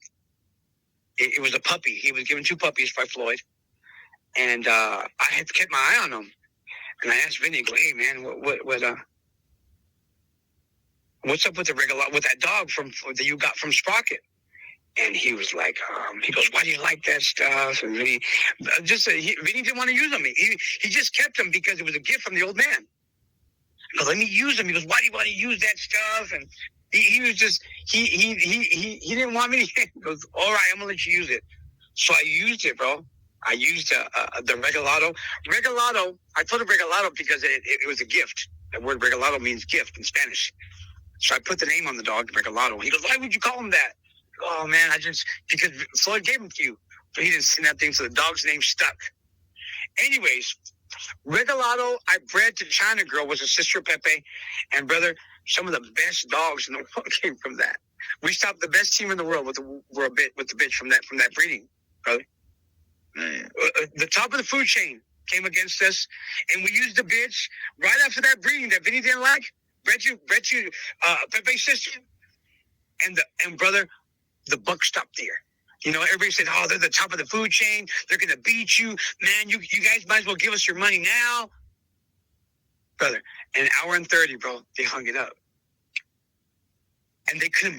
People couldn't believe, bro, what had just happened. That we stopped the top of the food chain.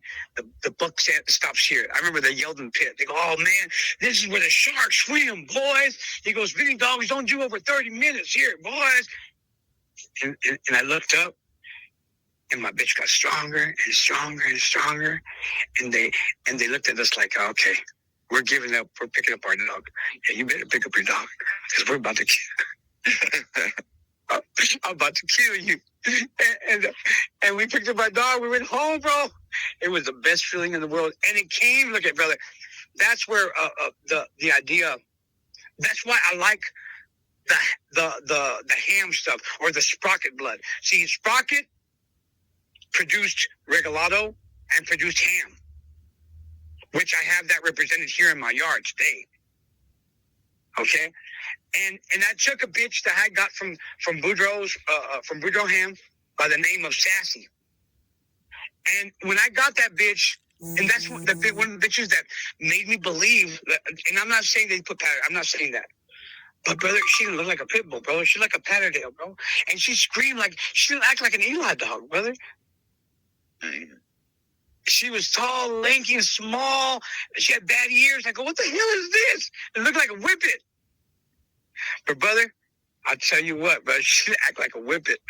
She acted like a demon. She acted like a demon. Brother, I'll tell you what, brother, man, that dog changed my mind. And I told Vinny, he goes, "Man, you need to try this." He didn't believe me. So I bred Pepe El Toro. To Sassy. Look, everything is connected, bro. It's like the domino effect. This all was connected. One thing hit the other, and you know what? It brought me to this point. And the best dogs that made it through are the ones that came off of Champion Pepe El Toro, for me, off of the Sassy bitch, and off of the Lucky Way dogs. That right there is my base. It's all basically the Eli dog, but I'll tell you what, brother. Briscoe, right now, at 5 years old, is already a better producer than Champion Pepe. Pepe's got he's got a champion right now, Champion Pepino out there, and he's got another one that's going for his third, hopefully make a championship. So that put Pepe on his PRR list.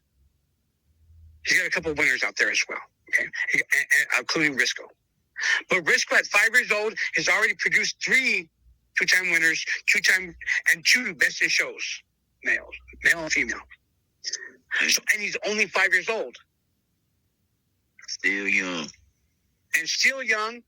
And so our endeavor is to make him PR, hopefully ROM, you know, if God will permit us live, you know. And so Risco has produced, he's not only a good producer, but he's a very well-known performer as well. He's a 2-time winner, best in show. He beat out in 2 conventions back-to-back. Numerous show winners he beat out for the best in show, but people have voted him twice back to back. So he's an amazing dog, an amazing performer, but I think he might be just a better producer. Everything he's throwing, brother, is extremely hot, extremely hot. You know, yeah. I've had a lot of litters, but Risco is very impressive. Not because he's my dog, brother. Not because he's my dog, but I've seen some really good stuff coming off of him right now. Have your preferences changed as you've gotten older in the dogs? Yes. Yes, as I'm getting older. I've never been much for a red boy guy. I've never been a red boy person. But I had some of that champion Pecos blood. A mixture of the Pecos and the Grand Champion Centenario blood. You know, are you familiar with it? Yeah. From Pelon Kennels. Yeah, the people that made the stuff that Judas blood. And people always say, "Why do you want that red boy?" Because you know the black dogs they're just different, you know, and the red boy dogs are red boy dog. You know, they're different. They're different. They're like night and day, right? And people are always, "Man, why are you getting that?" They get mad at me because I introduced some red boy, some pit eye and stuff. You know, I'm not kennel blind, brother. I like all dogs. You know, that's why I got some of the NORAD stuff here on my yard. I got some of the red boy. I like the NORAD stuff because they mix the old school Wise's Maximilian stuff, the Ross's Red Devil blood from back in the day. I used to love that stuff, brother. You know, those old things are starting. Those old desires are coming up again. You know what I'm saying? As an old man, you know, I'm reminiscing. I guess it's feeling melancholy. I feel like, you know, I want to get that stuff back again one day. It's not the same anymore like it used to be before. But I think it's more sentimental value. That's what it is, bro. It's more of a sentimental value. Like, oh, I like that stuff. You know, it's not performing like it used to, but more of a sentimental value that I have as I'm a softie as an older guy, I guess. You know, and I've come out with some dogs that people, it's amazing. People are gravitating to just one little dog. Well, he's not little. It's a white dog, but I call him Kid Frost. Bro, I'm gonna do a whole channel for him. Everybody loves that white dog. There was one white puppy that was born. I bred a pit iron male to I'll tell you the story.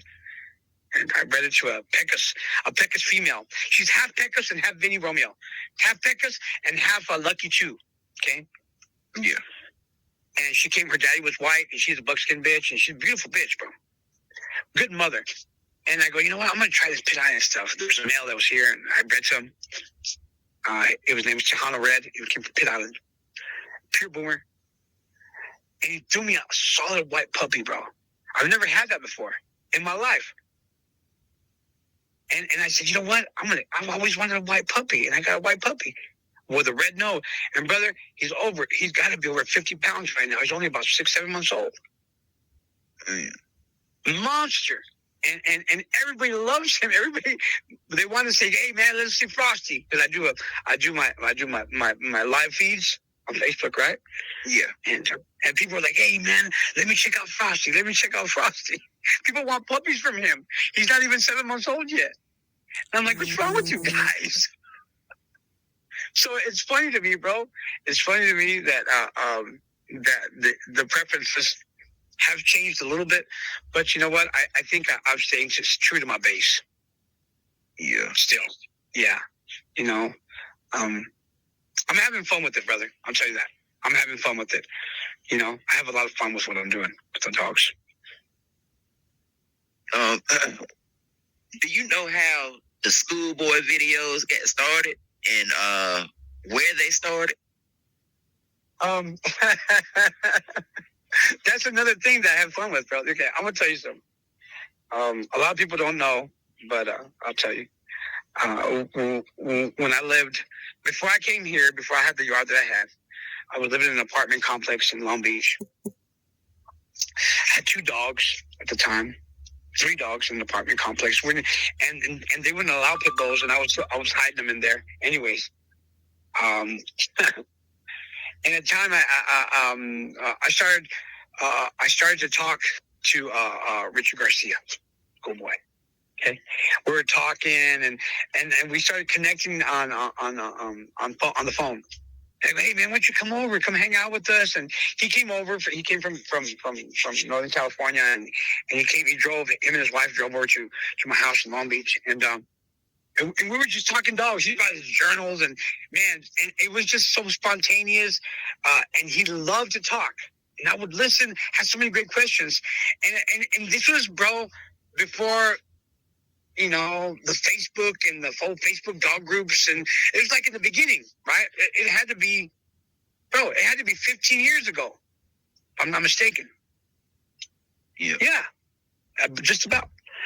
And I go, hey, schoolboy, I go, would you let me record this? He goes, yeah, sure, no problem.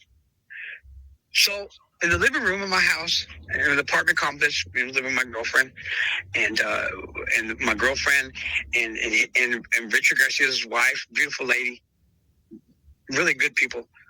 They were talking in the kitchen, and me and schoolboy were on the couch talking dogs, bro. And I was just asking him questions. Let me record this. He goes, yeah, no problem. So I started recording, bro. And little did we know that it blew up. I think we're asked about conditioning. He told me the first video was about conditioning. It was in my living room. And then I asked about, and then he slept over. He goes, we're going to stay the night. I go, yeah, stay the night. So he stayed the night. We went to go have breakfast at Denny's the next morning. And I remember asking about Chinaman. We're in the parking lot of a Denny's, okay? And he got so excited. And he told me about Chinaman. This goes, I was there. I go, tell me the story about Chinaman. He goes, we were there. He goes, Vince got the dog. He goes, what was his name? Dunleavy. Dunleavy had a dog. All that stuff Dunleavy had a dog was a champion. I forget the name of the dog, bro. But they put it against Chinaman. And Richard Garcia told me, he goes, man, I saw it with my own eyes. He called me by my name because I didn't have my name. They didn't call me Lucky back then. And Richard Garcia goes, man, he goes, grown men were throwing up pit side. He goes, the dog went in the gut, and he said he eviscerated him like a ninja. He cut him open, and his belly, he said, all the entrails come out. He goes, I've never seen anything like that in my life. You know, this real soft belly right there, and the dog just went in the belly. Cut him wide open, brother. Jeez. How often you get to see that? You know? And I posted that video, brother. And the video's still on my YouTube channel. The original videos. And those are the original videos that got the highest views of all time. Were those videos that we first did. And we just did it as a spontaneous thing. I never thought that it was going to turn into this. I just did it, you know, it was just fun. And then we got so many responses. People were like, hey, man, do more videos. And we did a couple of videos after that, weeks later. And then it just stopped, you know. He went, oh, you know what? I think someone else took over.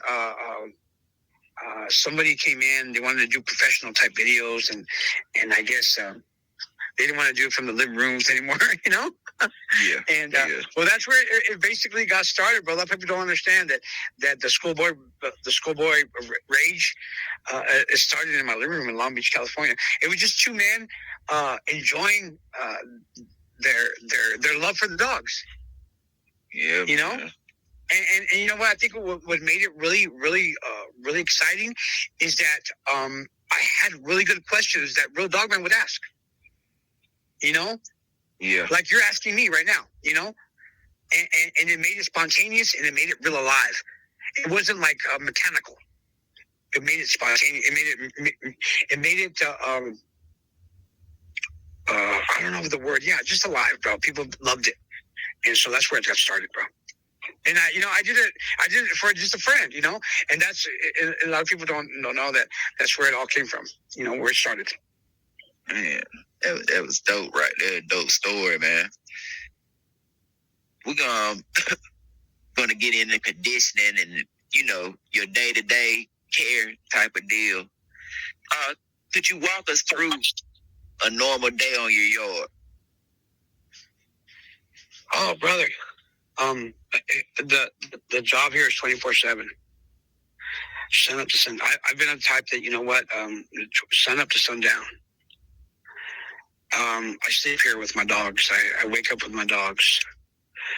I suffer burnout with my dogs too. But I still push forward, man. Still go through it, you know. For me, I'll tell you, my relationship with God helps me to continue going forward. I'm going to tell you something. In order to feed 50 dogs, it takes a lot to water, take care of brood bitches. All by myself. And some people say, man, bro, how do you do it by yourself? And I got to chalk it up to my faith in God. Because sometimes I don't feel like doing it, bro. Sometimes I feel weak. Sometimes I get sick. Sometimes I fall, I hurt myself. But the dogs still have to eat. And I'm the only one that can do it. So for me, brother, it's been miraculous to see how God has provided daily chicken for us to eat. There's not a day has gone by, Lord, that the Lord has not provided for me feed. And I feed chicken, but I don't feed kibble. I feed a complete raw diet. My dogs are healthy. They're happy. They're well adjusted. I touch all my dogs, brother. I love on all my dogs. I speak to all my dogs. I reprimand them like children. It's amazing how the dogs respond to me. If they start getting crazy, I'll shut them up. I'll get out there and, hey, y'all, you need to shut up. And they'll shut up. And brother, I'll tell you, bro, they're like children. Right into the dog houses, they go.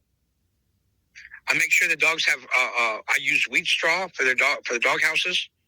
You know, I use the next guard, the pill, the flea and tick problem. If we haven't had, thank God, we haven't had an epidemic or anything like that here because we stay on top of it. We worm every 6 months. I make sure puppies and all the dogs have their vaccinations. That way we stay away from the parvo and distemper. It'll kill you, destroy your dogs. You got to be on top of that, brother. There's no cutting corners. You have to be on time when it comes to vaccinations. Extremely important. You know, you can't be lazy. And you know what? We can't be lazy, brother. Yeah. Cleaning, bleach. Cleaning all the time.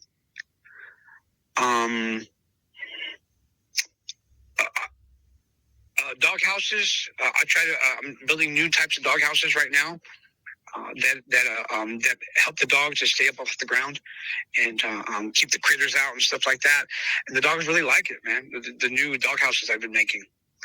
I don't know if you've noticed the sled. They're sled dogs, and they have their dog houses up high. I've kind of stole that from the sled dogs, and I made my dog houses, the barrels. I lift them up off the ground, so they're like the barrels are off the ground, maybe a foot and a half off the ground, and they have shade, so the dogs can get under the houses for shade. And then when they go to sleep, they go up inside the house.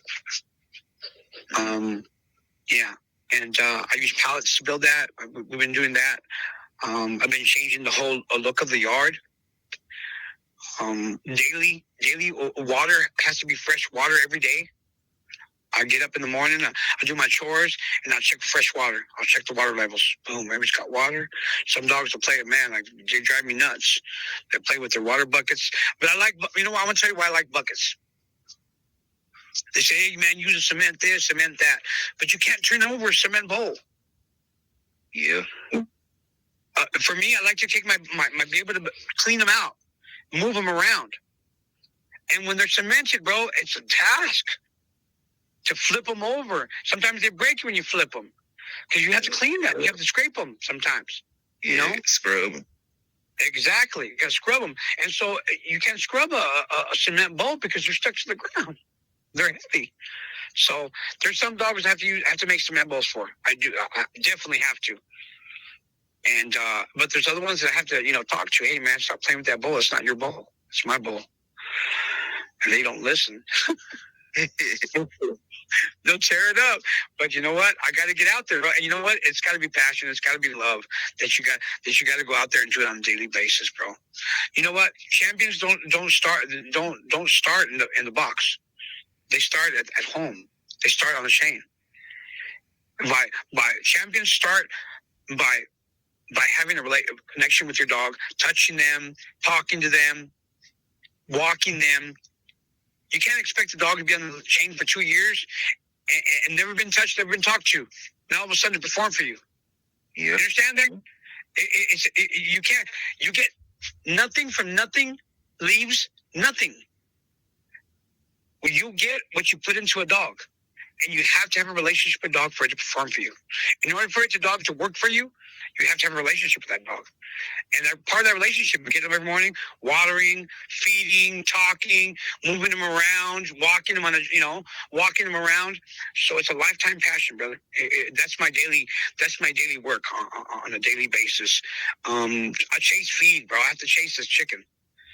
I get buckets of chicken, of raw chicken. And that's what I feed my dogs on a daily basis. The raw chicken and I have to chase it around town. Sometimes not one spot. I go look for another spot. I'll go talk to butchers. I go, hey man, do you have talk to the butchers? What do you do with the when they cut the meat and all the leftovers of the meat they cut? Yeah, scrap. Yeah, and the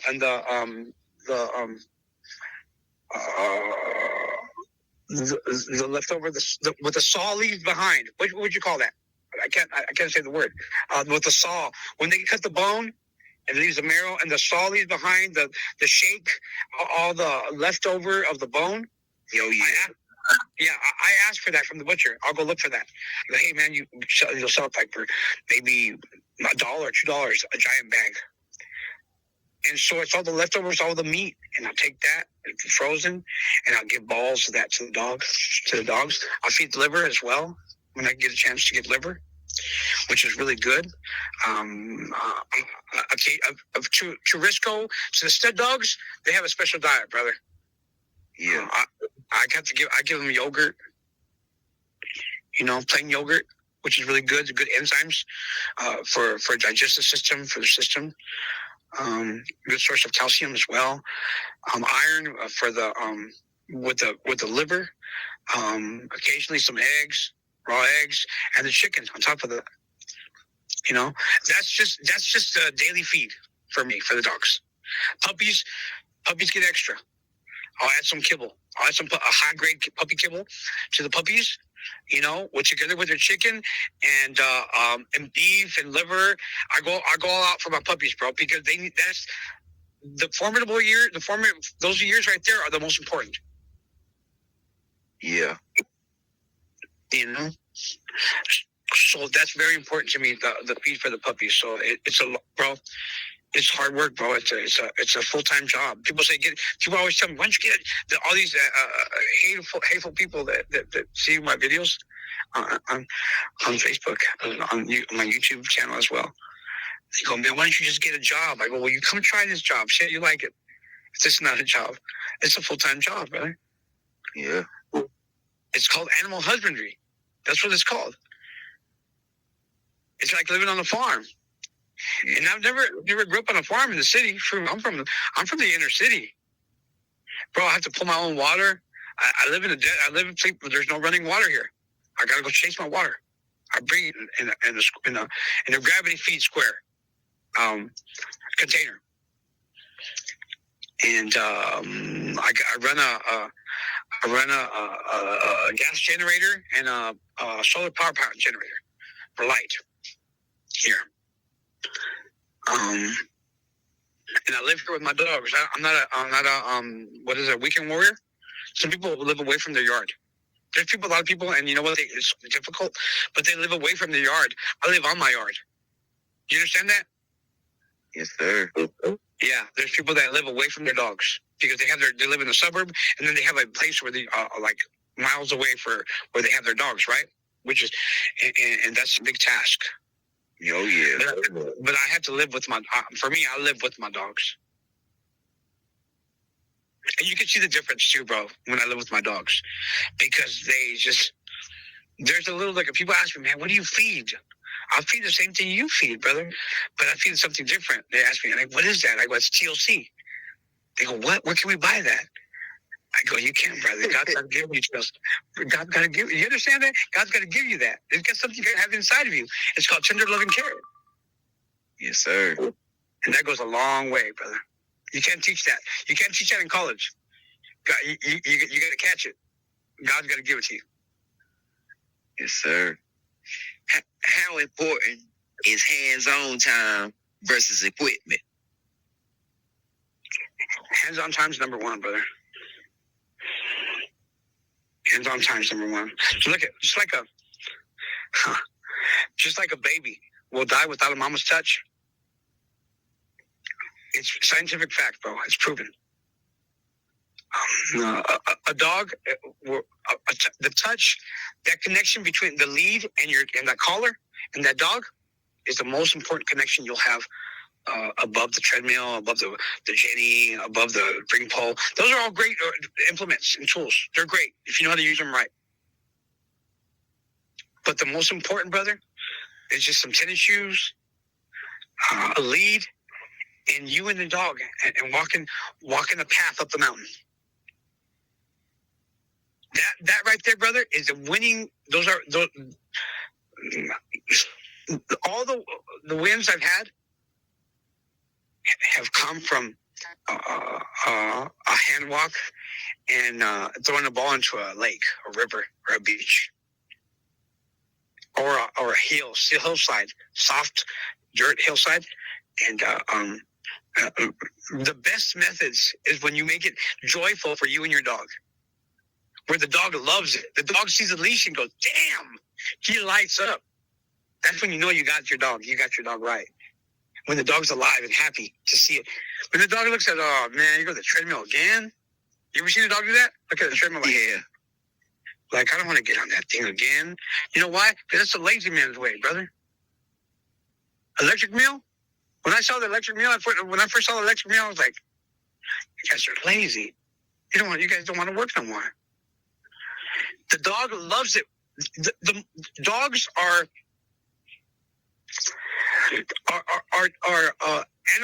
people pleasers. God created them to please us. So when they feel that we're happy, that's what makes them the most happiest. And when we take a dog out to walk, it's the best connection that you'll ever have with your dog. Is that the hand walk? It's the most important thing that you can have with your animal. And you know what? Talking to him while you're behind him, knowing that your dog knowing that you're behind him is the most important thing. Tell him, good boy, son. Good boy. That's it right there, boy. That voice right there, it's the best thing for the dog to hear, brother.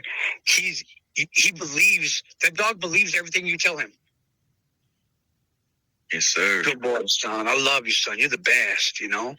Oh, you're a monster, baby boy. Oh, man, you're the great. Oh, you're a smart boy. And that stuff right there, brother, right there, you know what? I just gave away. You, man. But people are not willing to put in that work, bro. Look at, when you jump in the box with somebody like me, you're not only coming against me, you're coming against me and the dog. Listen to that. You're in the box. You're not competing not only against the dog.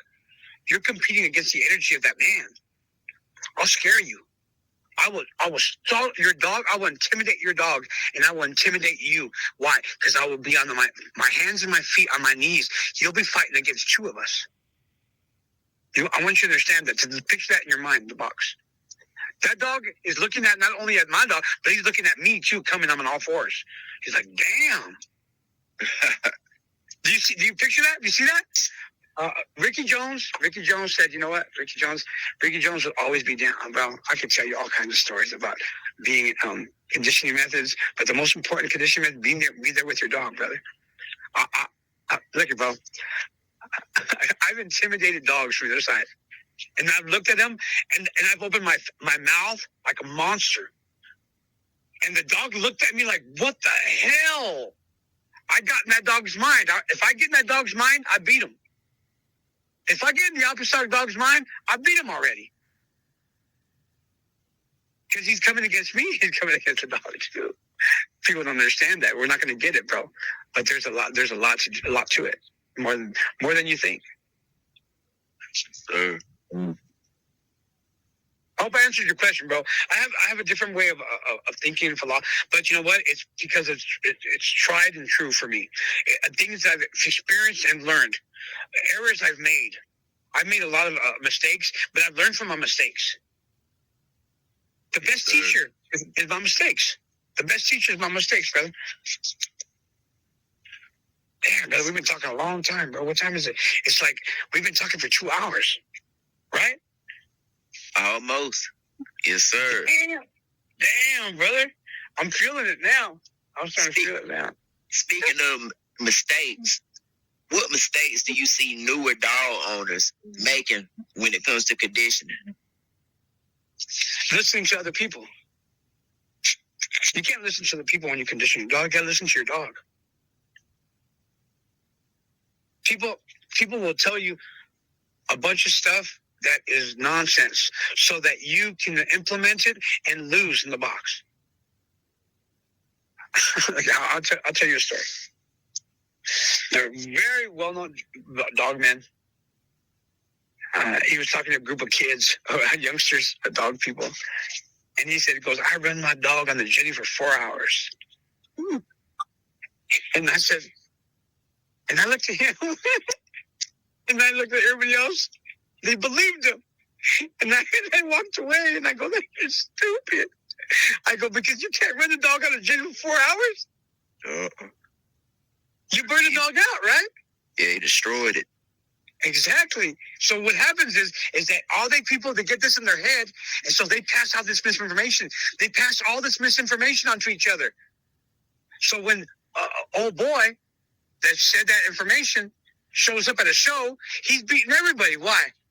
Because he put this misinformation in their head. The propaganda. They believe the propaganda, right? Yeah. You understand me? They believe the propaganda, and they're like, oh man, if that guy did it, we're gonna win too. And you know what? So homeboy shows up and he beats everybody, bro, with burnt out dogs. They may look good for ADBA confirmation, but they're not good for the show. Do you feel me? Oh yeah. So that's the worst mistake that you can make is listening to other people and not listening to your dog. You got to be in tune with your dog, bro. You got to be in tune. Not every dog works the same. Some dogs will not like the Jenny. Some dogs will don't like the treadmill. So you got to hand walk them. Yeah. Some dogs love the river. Some dogs don't like the beach and the water. They like the sand. They love the ball. You got to find out what your dog loves, brother. And when you find out what your dog loves and do it, that's your conditioning method right there, brother. Some dogs like a spring ball, like a flirt pole or a football or something. Find what your dog loves and do that. And make it fun for you and make it fun for him. Because you know why? Because he can feel your joy. Your dog feels your stress level. When you're stressed, your dog will be stressed. When you're afraid, your dog will be like, what the hell's going on? He'll feel it before you feel it. So if you're happy, what do you think is going to happen? That dog's going to feel good, brother, inside. The important thing is not only the outside conditioning, brother. That dog has to feel good on the inside. And you got to, that's your part, to make him feel good. Make him feel like a monster. You tell me, man, you look good. You're beautiful, baby boy. Wow, look how good you look. The dogs, brother. They feel it and they see it. And he feels it and he sees it. Brother, some dogs get to the show and they got nothing. They're like, oh, like, they look like a flat tire. Some dogs, look at, I've seen dogs at ADB, let's say just our ADB confirmation show, and they're just standing still they're standing still. You know why? Because they look good. They're all cut up and nice, and they got these lines and stuff, and but you know what? They're burnt out. And they're standing still. You know why they're standing still? Because they're tired. But a dog, when I judge a dog, I judge not only a dog's appearance, but his attitude. He's got to act like he's hungry. He's got to act like he's desired, like he's got like he's on fire. Like, I want to get that dog that's right there in front of me. You know what I'm saying? Yes, sir. He's got to be pulling and struggling. I was like, whoa. He's got to be screaming. Cut me loose. Cut me loose. That's the American Pit Bull Terrier, brother. That type of attitude, when you show up with that type of attitude at a show, bro, you condition it correctly. When the dog's too quiet and just kind of like, oh my God, bro, that is not good. That's not a good sign.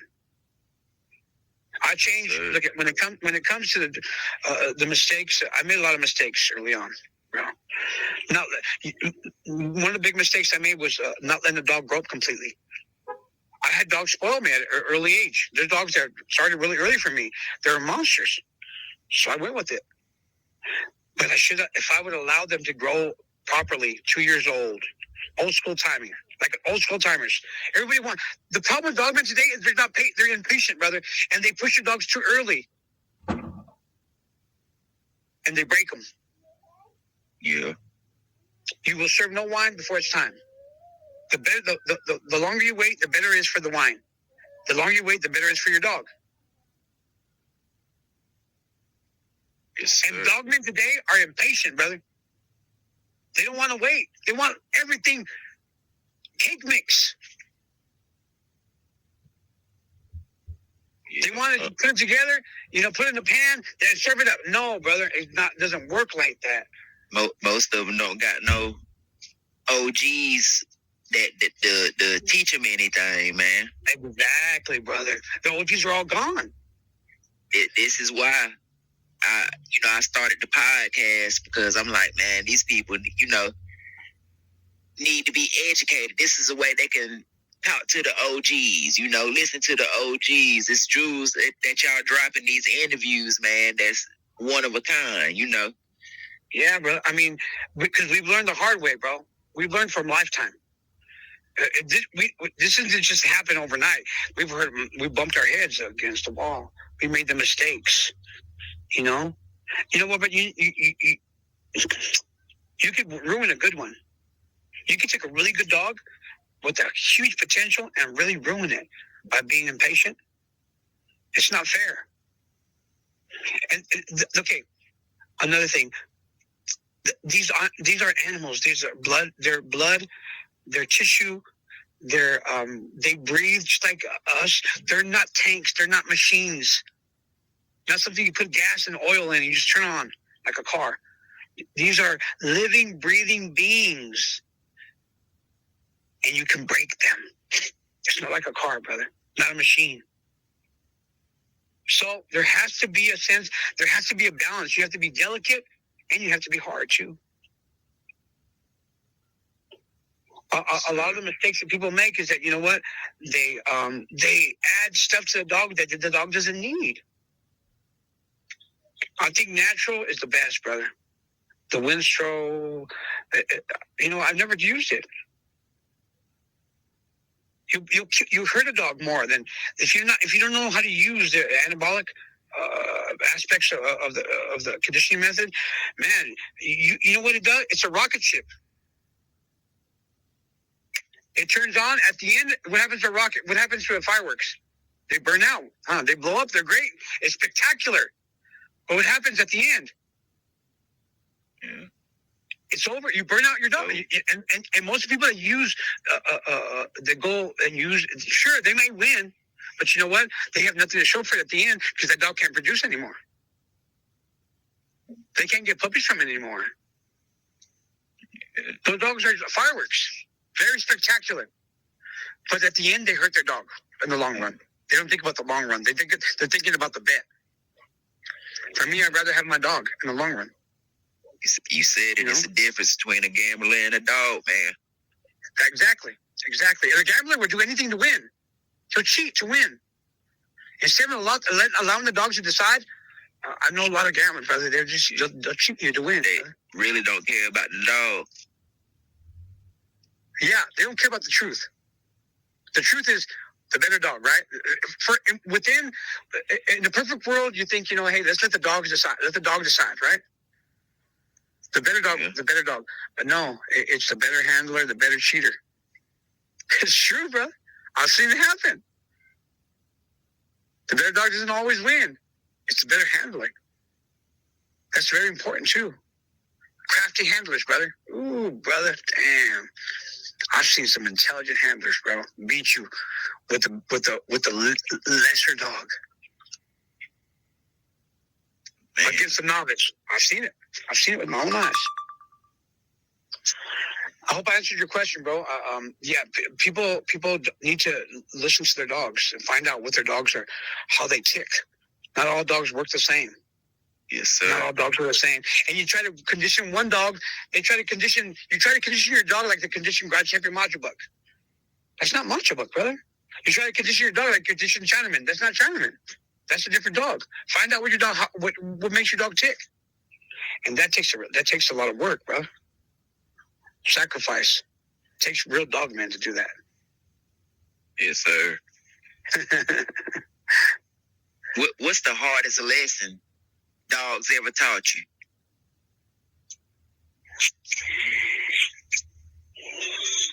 That sometimes that we require of them something that we don't want to do. Listen to this. The hardest lesson is that we push them and we won't push ourselves. That we require for them to be game, and sometimes we're curs. Does that make sense to you? Yeah. That we ask them to do miracles, and we don't want to sometimes even get up in the morning.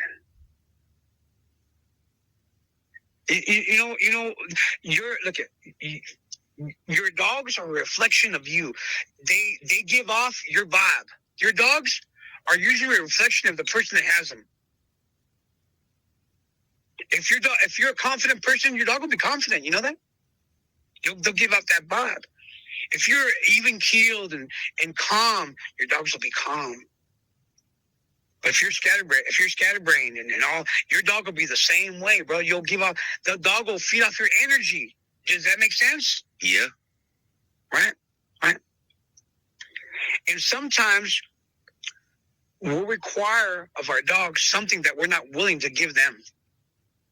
That's the hardest lesson I've had to learn, bro. Imagine, brother. Imagine. Are you a father?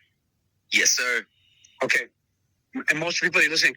Imagine your son coming to you and, going to a track meet, and you're helping him for a track meet, and he doesn't quite, because he's probably not, a superior athlete like some other kids are just born natural athletes, right?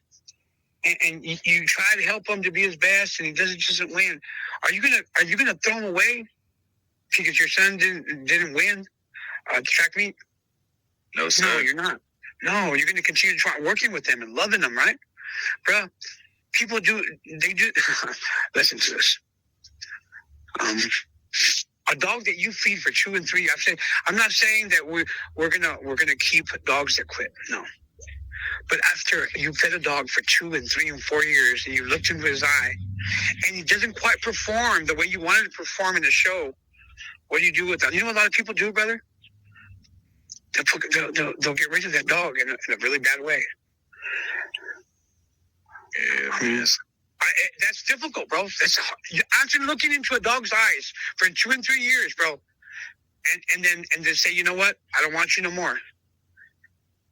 It takes a cold heart to do that. That's cold-blooded, brother, for me. Yeah. You know what I would do? I'll put that dog on a chain, and never use it in my family of dogs. I would never use it in the bloodline. I would even have no problem. But you know what?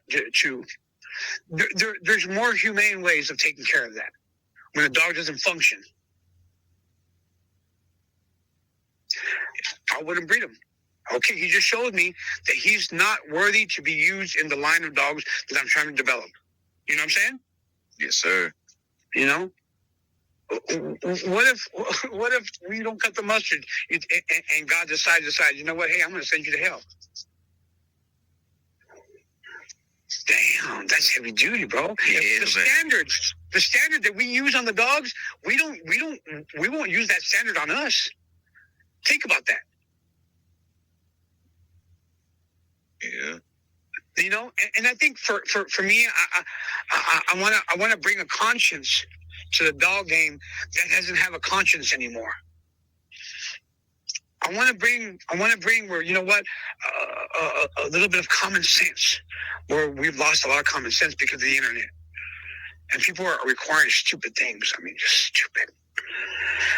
You know, and I think what I would like to bring to the dog game, if I could bring anything to the dog game, you know, a little more humanity. You think we lack? I think we lack humanity in the dog game, brother. You know, conscience in the dog game. Some heart in the dog game. You know, and if I can shed that type of light, I've done my job, brother. You know, for people, I think I'm going to tell you the most important thing in the dog game. What we need are more, not dogmen. We need, because some of the dogmen I've met, bro, they're not. I wouldn't even bring them home to meet my mama. You know what we need more in the dog game? We need God's living in the world, because that affects the world on a wider scale. Yes, and my faith, and people call it my religion, whatever it is. That's the thing that gives me what I have today. The passion and love for the dogs I have are because of the passion and love I have for God. And you can't separate the one from the other, brother. And any success I might have is directly correlated and connected to my relationship with God, brother. I want to bring a conscience to the dog game. If I could do that, if God would allow me and my influence to be an influence, I want to be a positive influence, brother. Anything else? If anything else. Yes, sir. And I hope I answered your questions, brother. I hope I answered your questions tonight. Yeah, I'm a little long-winded, you know, but I try my best to answer the questions. You know, if I don't know, I don't know. And you're doing really great, man. You're doing great.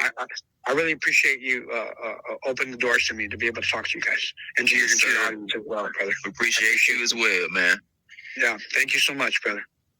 Are American Pit Bull Terriers being bred better or worse today?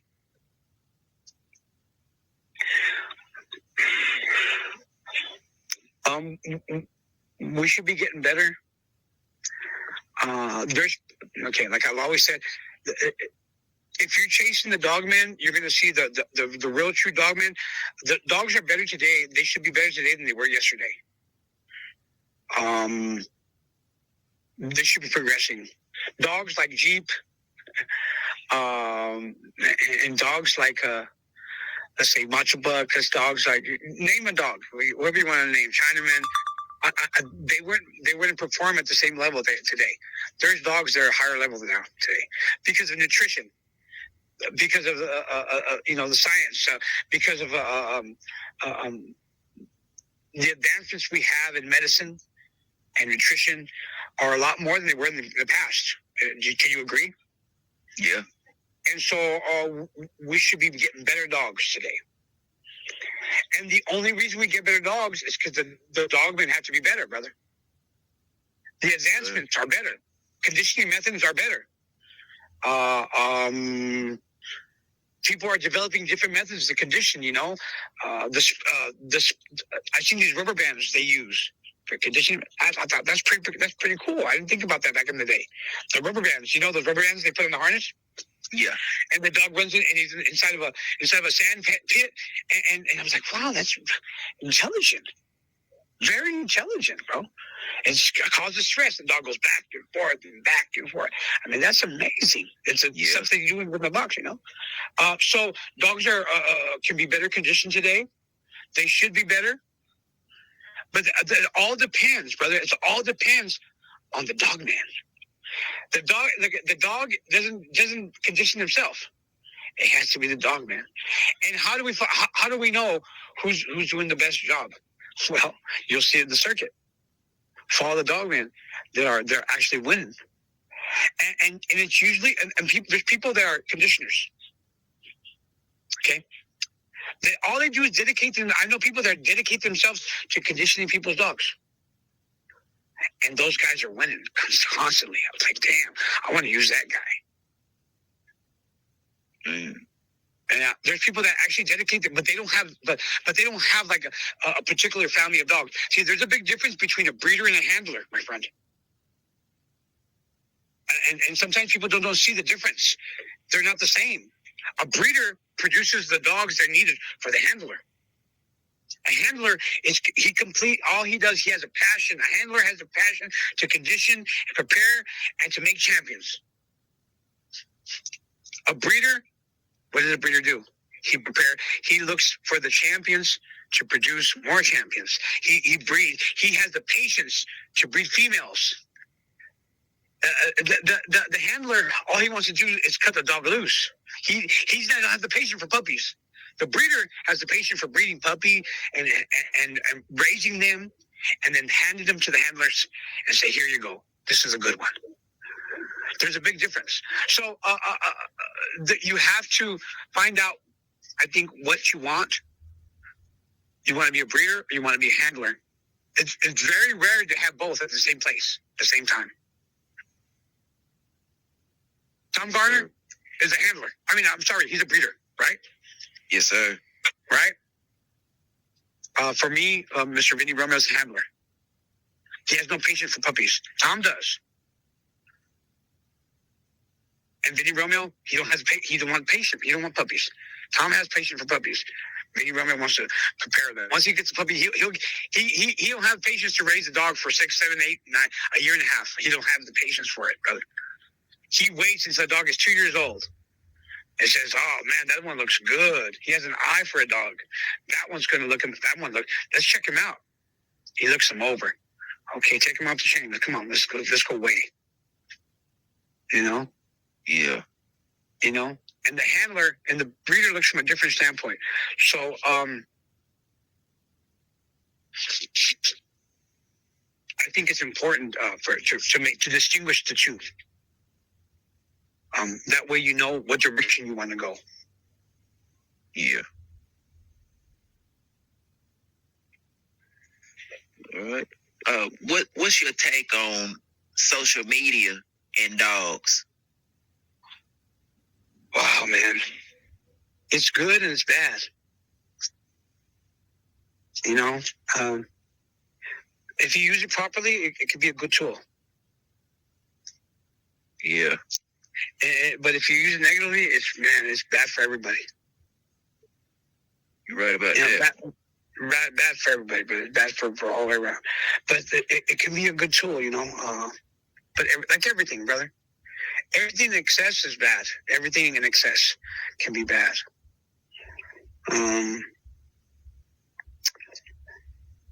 Social media has done a big disservice as well, brother, to be honest with you, to the dog game.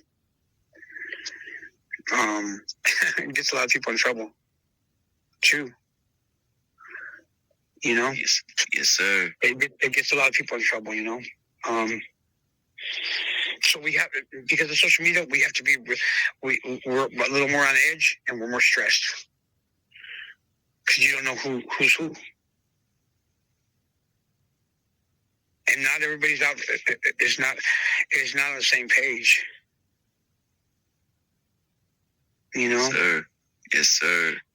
There's people there that they're not your people that want to hurt you. Yes, sir. What do you want your dogs to be remembered for?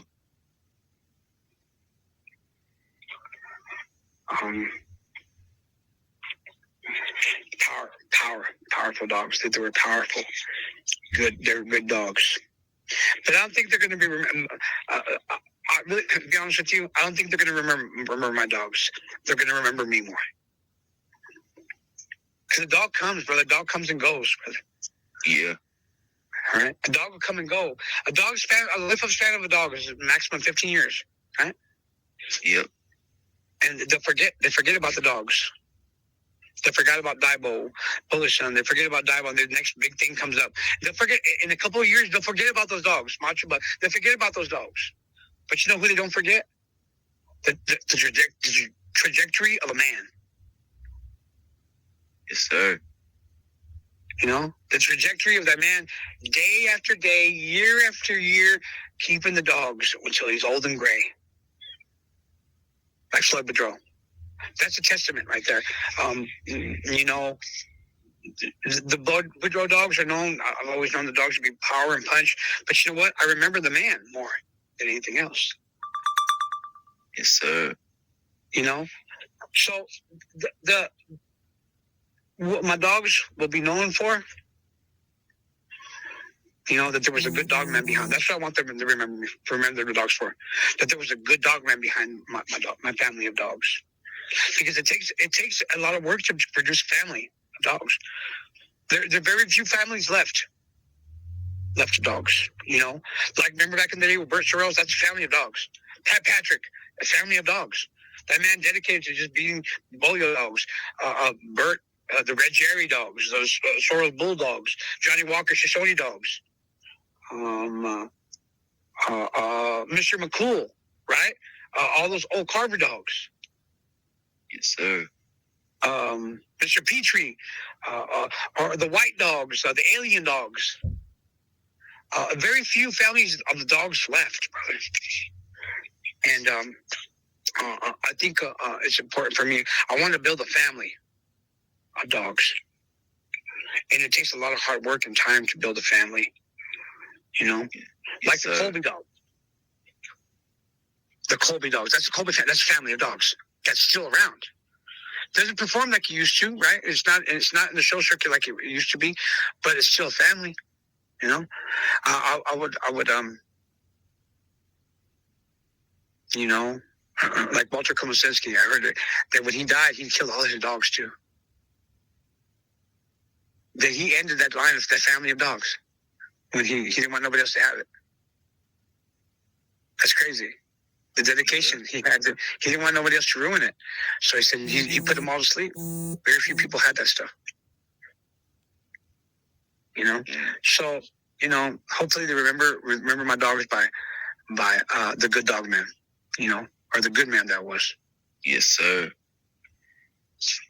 What advice would you give your younger self just starting out?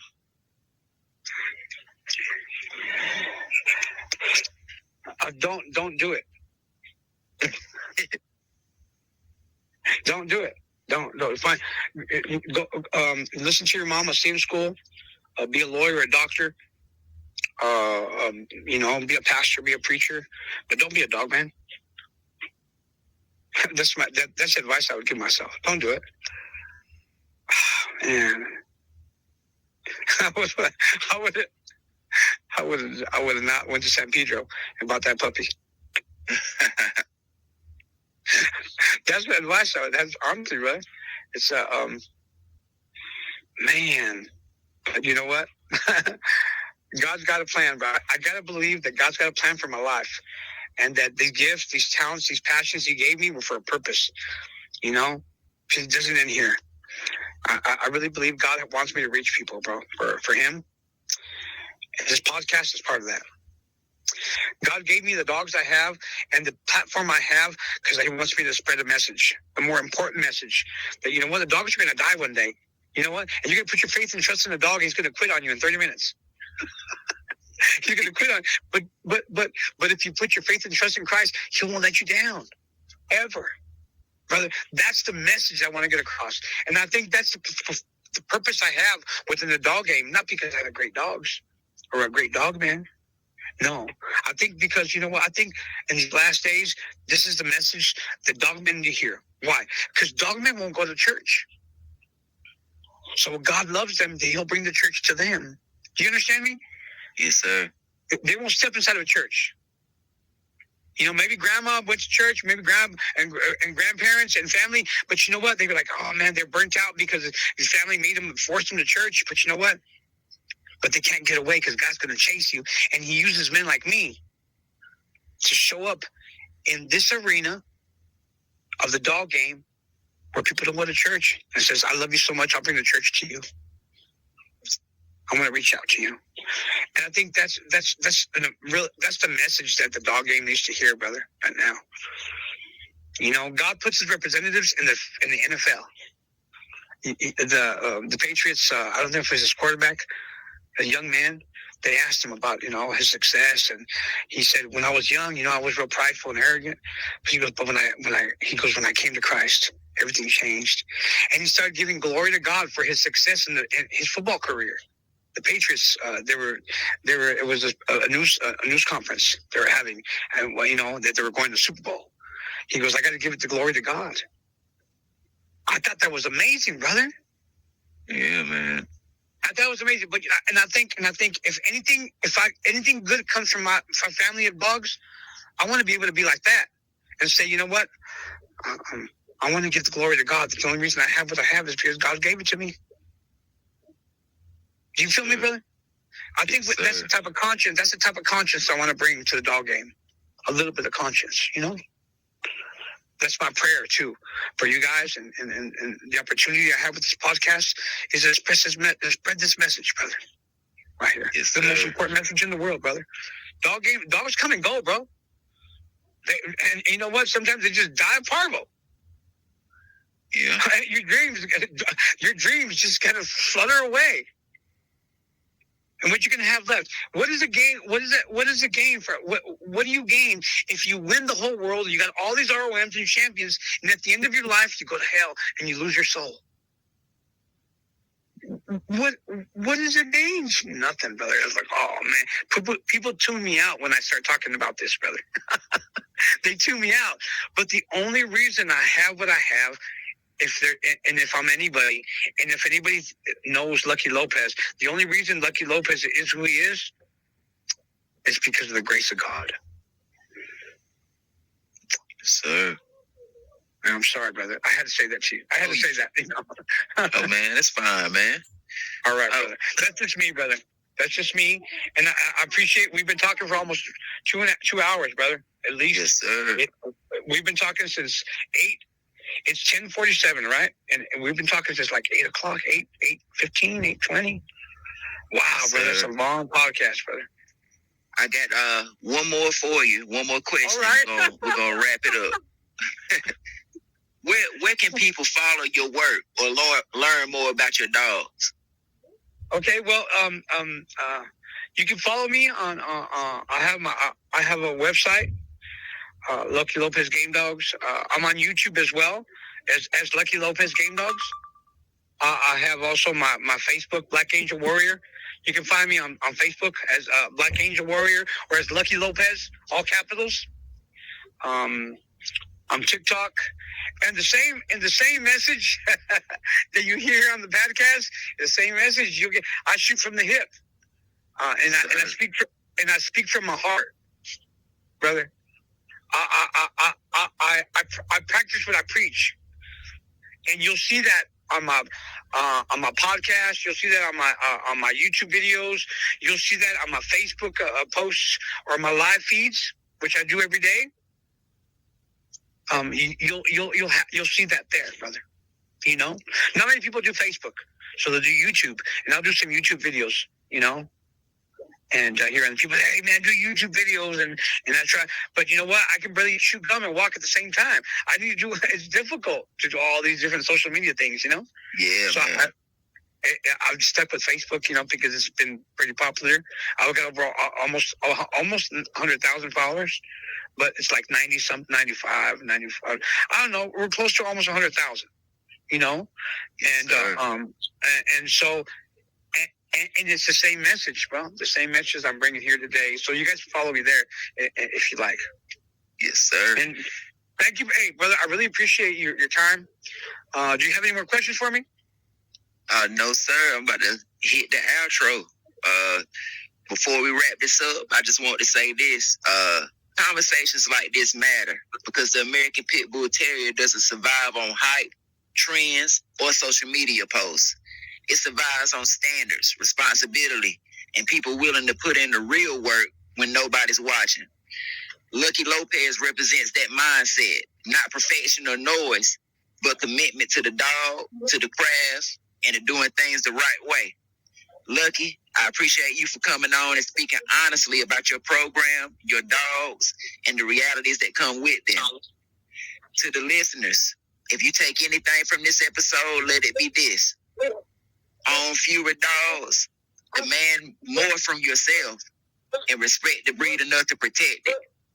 This has been the American Gamedog Podcast. We'll catch you on the next one.